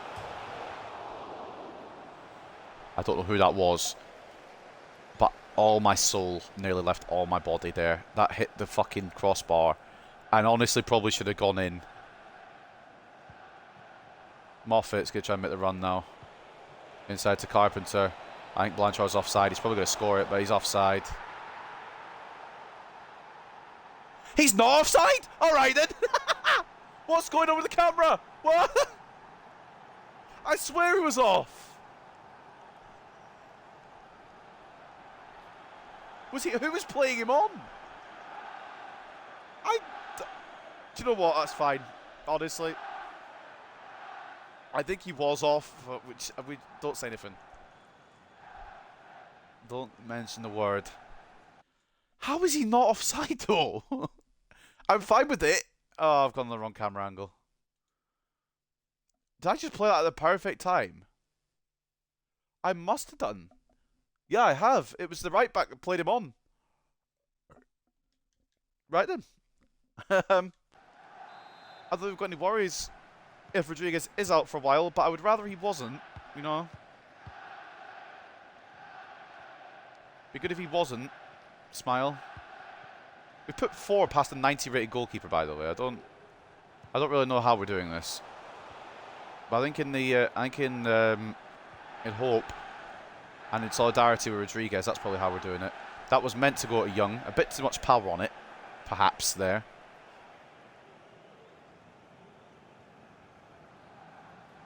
Sancho's just fucking flicked Carpenter. Well, I mean, I'm hoping we can see this out, but I've seen these fall apart before. Good hold by Hurtado. Been a roller coaster this game. Somehow we're 4-2 up. I'm not entirely sure how. But we've lost Rodriguez again. And I don't know when we're getting him back. Serrano into the path of Blanchard. Carpenter. Oh, fucking Horn. Oh, I'm complaining. We're 4-2 up.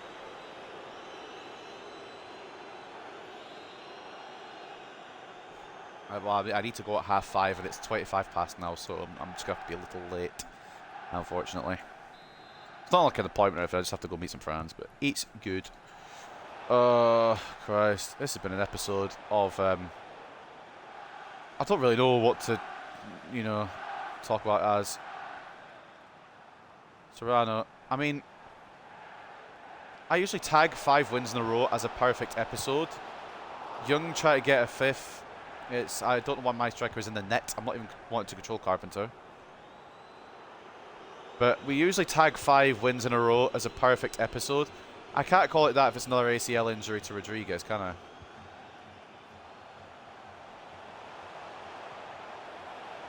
But I do not remember the last time we won 5 games in a row in an episode.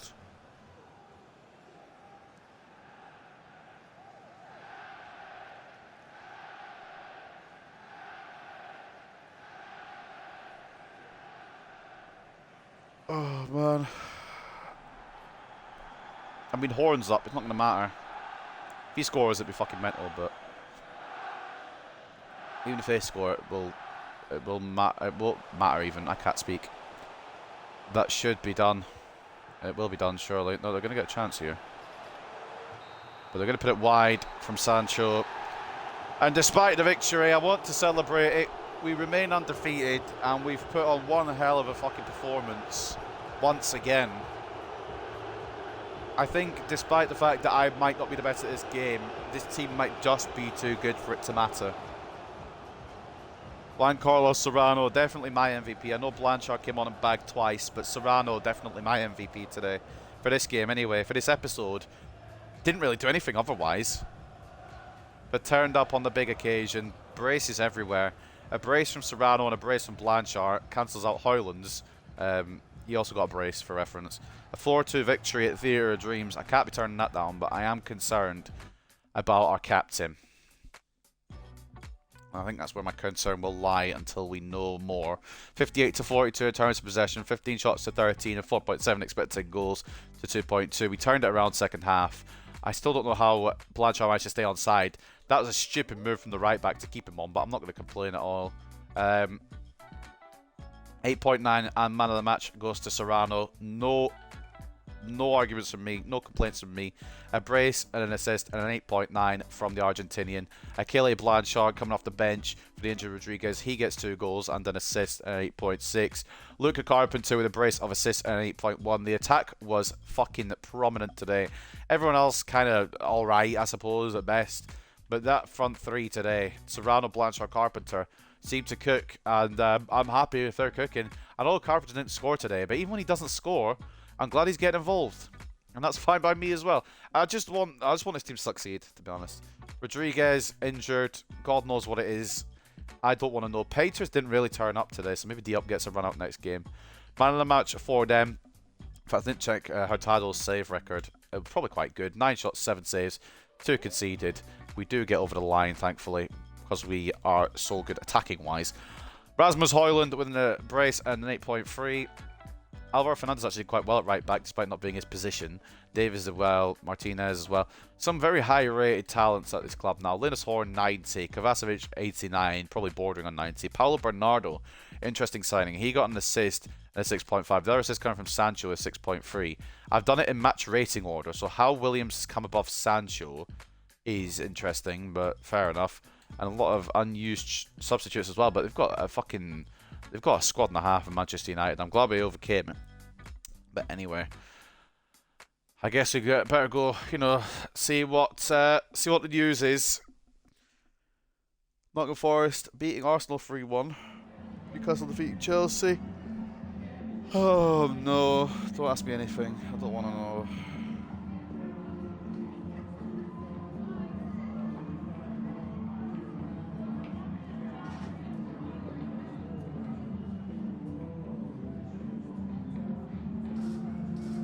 I just don't want to play this career mode anymore, man.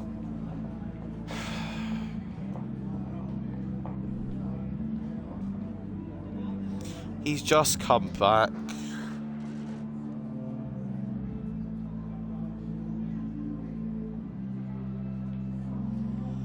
I want to poke my eyes out. I really want to poke my eyes out.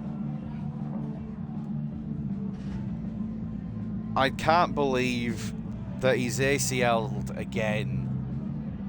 Fuck's sake. This whole episode was going to be about how he came back, scored a hat-trick, started popping off for us again, and he's gone again.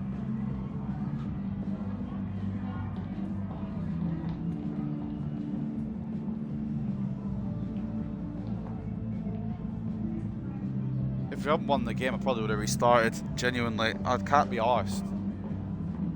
If we've got a magic sponge that can fucking fix it, I want to throw this game in the bin. I really do. I don't even know if we get to the Champions League final, will he be back for it? More importantly, will he start it? Because we'll probably have a better player by then. Oh, fuck off. This game can actually... I don't believe it. Of course I pick a man to try and build the fucking series around. And he goes and gets 2 ACL injuries. Well, if Carlson wasn't getting minutes before, he fucking is now. We're back to the 3 Musketeers. And I think we're going to have to dip in for another striker in the January window, which is fine because we've got plenty of money to pull it off. I'm fucking. I don't. What the fuck? It is a joke.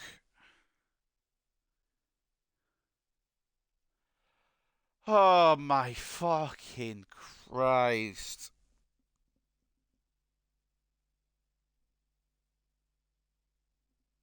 I just. I don't know. I don't know if I want to. I might just. I'm half tempted to sim this, you know. I want to do this, but not without Rodriguez. He's the whole point of the. He's the focal point of the series. I know there's players that have overtaken him now in rating, but he's been here since the first day. The first day I loaded up this save, and he's fucking gone again. Fuck off. What are fucking odds?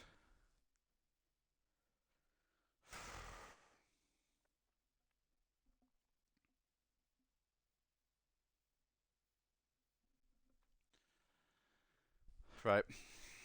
I'm just gonna have to fucking. I don't know. I'm gonna have to fucking figure something out. Ready to know. Ready coming for Costa Rica if you need me next game. Well, obviously.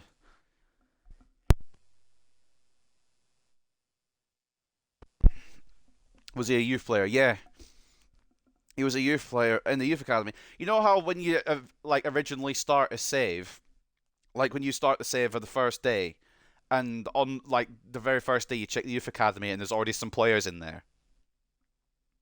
He was one of them that was already in there. That's how long he's been here. Literally the first day. And he's. This game does not want to see me succeed. I'm convinced of it. I'm genuinely convinced of it. I'm malfunctioning here because I just don't get it. I just don't understand. Like, the one man I wanted to get to the end, the one man I wanted to be the man who potentially lifts it all for us, isn't able to walk again. And we've got three perfectly good strikers. Don't get me wrong, I'm not upset about that. We've got three really good strikers, but the story behind this man, the story behind Carlos Rodriguez, obviously, as you know, day one, he's been here since grafting, getting all the way up, getting his team to the Premier League. Last season, got the injury, missed most of the season. The Champions League, I thought, okay, Rodriguez is going to be a key part in us getting there. And he's gone again. And I just don't know, to be honest with you. I shouldn't base the whole thing on one player because we've made a load of legends here. Youth Academy and free agency. We've made a lot of legends at this club. Ethan Roberts, Academy. Achille Blanchard, free agents. Aidan Sutherland, Academy. Ali, free agents. Serrano, free agents. Carpenter, Academy. There is just so much talent that's come through this academy that it should be focusing on everybody. Wilson as well, one of my favourites from the academy. I just I shouldn't base it around one player, but when you've had him from the very beginning, I'll show you the other two as well that we had from the very beginning, because there was three players in this initial academy right at the start. One of these was Martin Munoz, who we're going to be scouting to see what his rating is. He was one of the starters from day one as well. He's out at Familisao now. And then we had another one in Ronan Cash, who we kept for as long as we could as well. And he didn't quite. He's not bad, but he didn't quite get to where he could have done. 73 rated. But then we've got Rodriguez. He's done the whole journey, and this game does not want to see him make it to the end. But I'll tell you right now, as soon as that man is fit once again, he's playing in every game. He's got to be in the Champions League final. He's got to be there when we lift the Premier League. He's got to be there the whole way through. I don't know how we're going to do it, but we're going to get... As soon as he comes back, he's in. So 7 months from now, let's check the calendar. He got injured on the 19th. So 1, 2, 3, 4, 5, 6, 7. He'll be back around here. He'll probably get cleared around the Villa game, and he'll probably actually be fully fit again by the Liverpool game. So we will get some more games with him, but nowhere near as many as I would have liked, which is a huge L and a huge pain in the fucking arse, I'll tell you right now. But anyway, ladies and gentlemen, we're gonna wrap it up there because I do need to read the stats as well, but I'm so fucking pissed.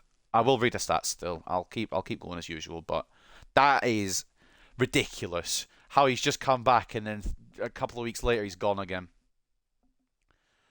Taking a look at the stats in the Premier League, we've got Carpenter on 8, Blanchard on 7.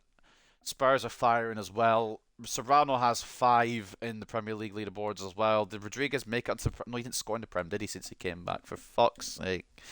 Assists, we got Blanchard topping that with 6. Carpenter and Carlson in there with 4. Wilson with 3. Everyone else is cooking, so it's not the be all end all for the team. He makes it onto the assist list, but he won't get any higher than that probably. 2 assists for him, 2 assists for Serrano. And the clean sheets, Alisson is running away with that. 6 clean sheets in 8 games. I don't think we're going to ever catch up on the clean sheet leaderboard. We've got 1 with Nielsen, but I just can't defend. Scored for 0 in Prem, 5 in UCL, 1 in the FA Cup. Yeah, he did. Well, no, it was the Carabao Cup, but yeah, he scored on the Cup as well. And as you can see here, Champions League, 5 goals in 2 games. He was coming back and he was ready to take this team to the top. It's a cruel fucking twist of fate.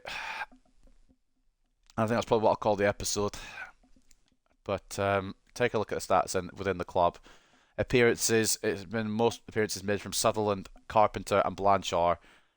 Peters, Serrano, Wilson and Young all on 9 as well. Top goal scorer, Carpenter and Blanchard tied on 8.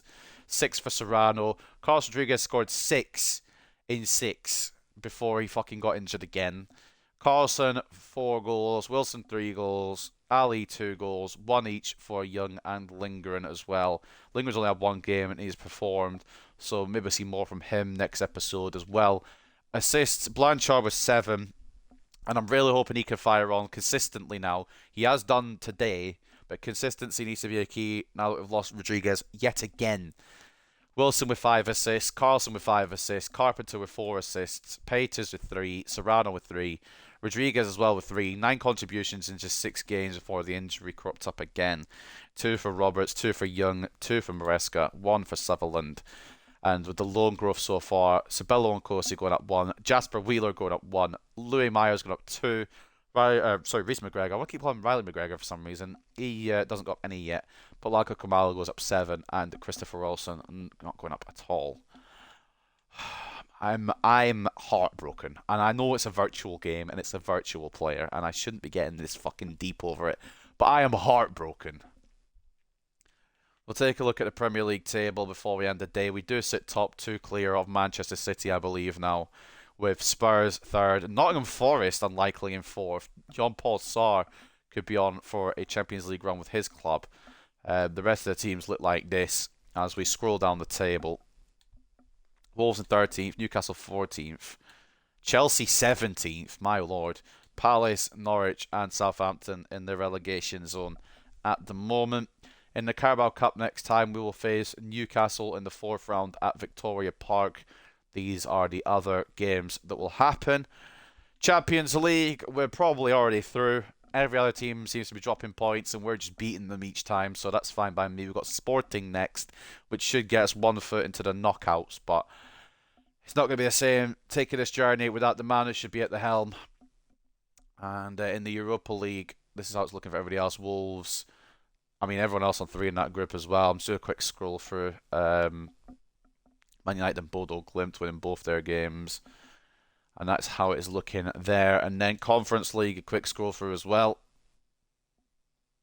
Man City top of their conference groups. Mad to see them in the conference. Same with Juventus. And then the news to end today's episode. Don't really want to read all of this. Serrano next brace as Hartlepool ground win over Man United. Serrano got his name on the score sheet for Hartlepool United in their 4-2 win against Manchester United. We'll read the other one in a minute, as you can see there. But Achille Blanchard rises to the occasion, and boy does he. And boy will he have to continue to for the rest of the season. It's been a great spell for Achille Blanchard, who's lived up to his reputation recently with a series of eye-catching performances. If he can stay in this kind of form, then Hartlepool United will continue to be worth watching. This week's top 11, it is going to be Achille Blanchard and Juan Carlos Serrano both making it in, as they should. Phil Foden out in 90 rate, bloody hell. Some good talents in there. Carl Bruce lost to Arsenal. Roma drew with AGF. Hartlepool need win versus Sporting to keep UEFA Champions League dream alive. I mean, we're always going to be in it. It's win or bust for Hartlepool. I mean, I don't think it's quite that at all. Against Sporting today. Any other victory, we'll see them fail to get through the Champions League knockout stages. I mean, that's bullshit because we're only 4 points clear. Hartlepool United have a happy player on their hands, Duncan Wilson. The left winger is very satisfied with how much playing time he gets and says he can't imagine even wanting to play anywhere else. Yes, it's true that I'm enjoying my football at Hartlepool United and have a good relationship with Shabalala. He seems to recognise my value to this team. I'll do my best to try to repay that trust with good performances to help us move forward. And he has been dynamite this season, so we can't complain. But ladies and gentlemen, I guess it's time to read the news, isn't it? Rodriguez to miss 7 months. Rodriguez has confirmed he won't be available for Hartlepool for around 7 months as he recovers from his recent ACL injury. Are you fucking kidding me? And Rodriguez injury worries fans. No surprise there, because he's not here for the majority of the rest of the save. We're going to miss him for nearly all the save left, which sucks. Hartlepool fans will have plenty to be worried about after yesterday's match against Manchester United. Rodriguez has picked up an ACL injury, leaving him unavailable for the near future. Well, I mean, it's a dull note to end on, but ultimately, we did pull off the perfect episode in terms of results. 5 wins today out of 5. We beat Everton 4-1 in the Carabao Cup third round. We beat Norwich 3-2. We beat Basel 4-2. We beat Wolves 3-1, and we beat Manchester United 4-2. But in terms of having Rodriguez, we do not have anymore. Sporting away next time, Bournemouth at home, Newcastle at home in the 4th round of the Carabao Cup. We then play Arsenal at the Emirates before facing Sporting again, but we'll be at Victoria Park for that one in the Champions League. And I'm presuming this 2-week gap here is if we get past Newcastle, we'll get our 5th round match around here somewhere. But ladies and gentlemen, I'm ending it there. I'm very upset and very sad, but I hope it's been a good episode to watch anyway. I hope you guys have enjoyed, and I will see you guys next time. Take care, and peace.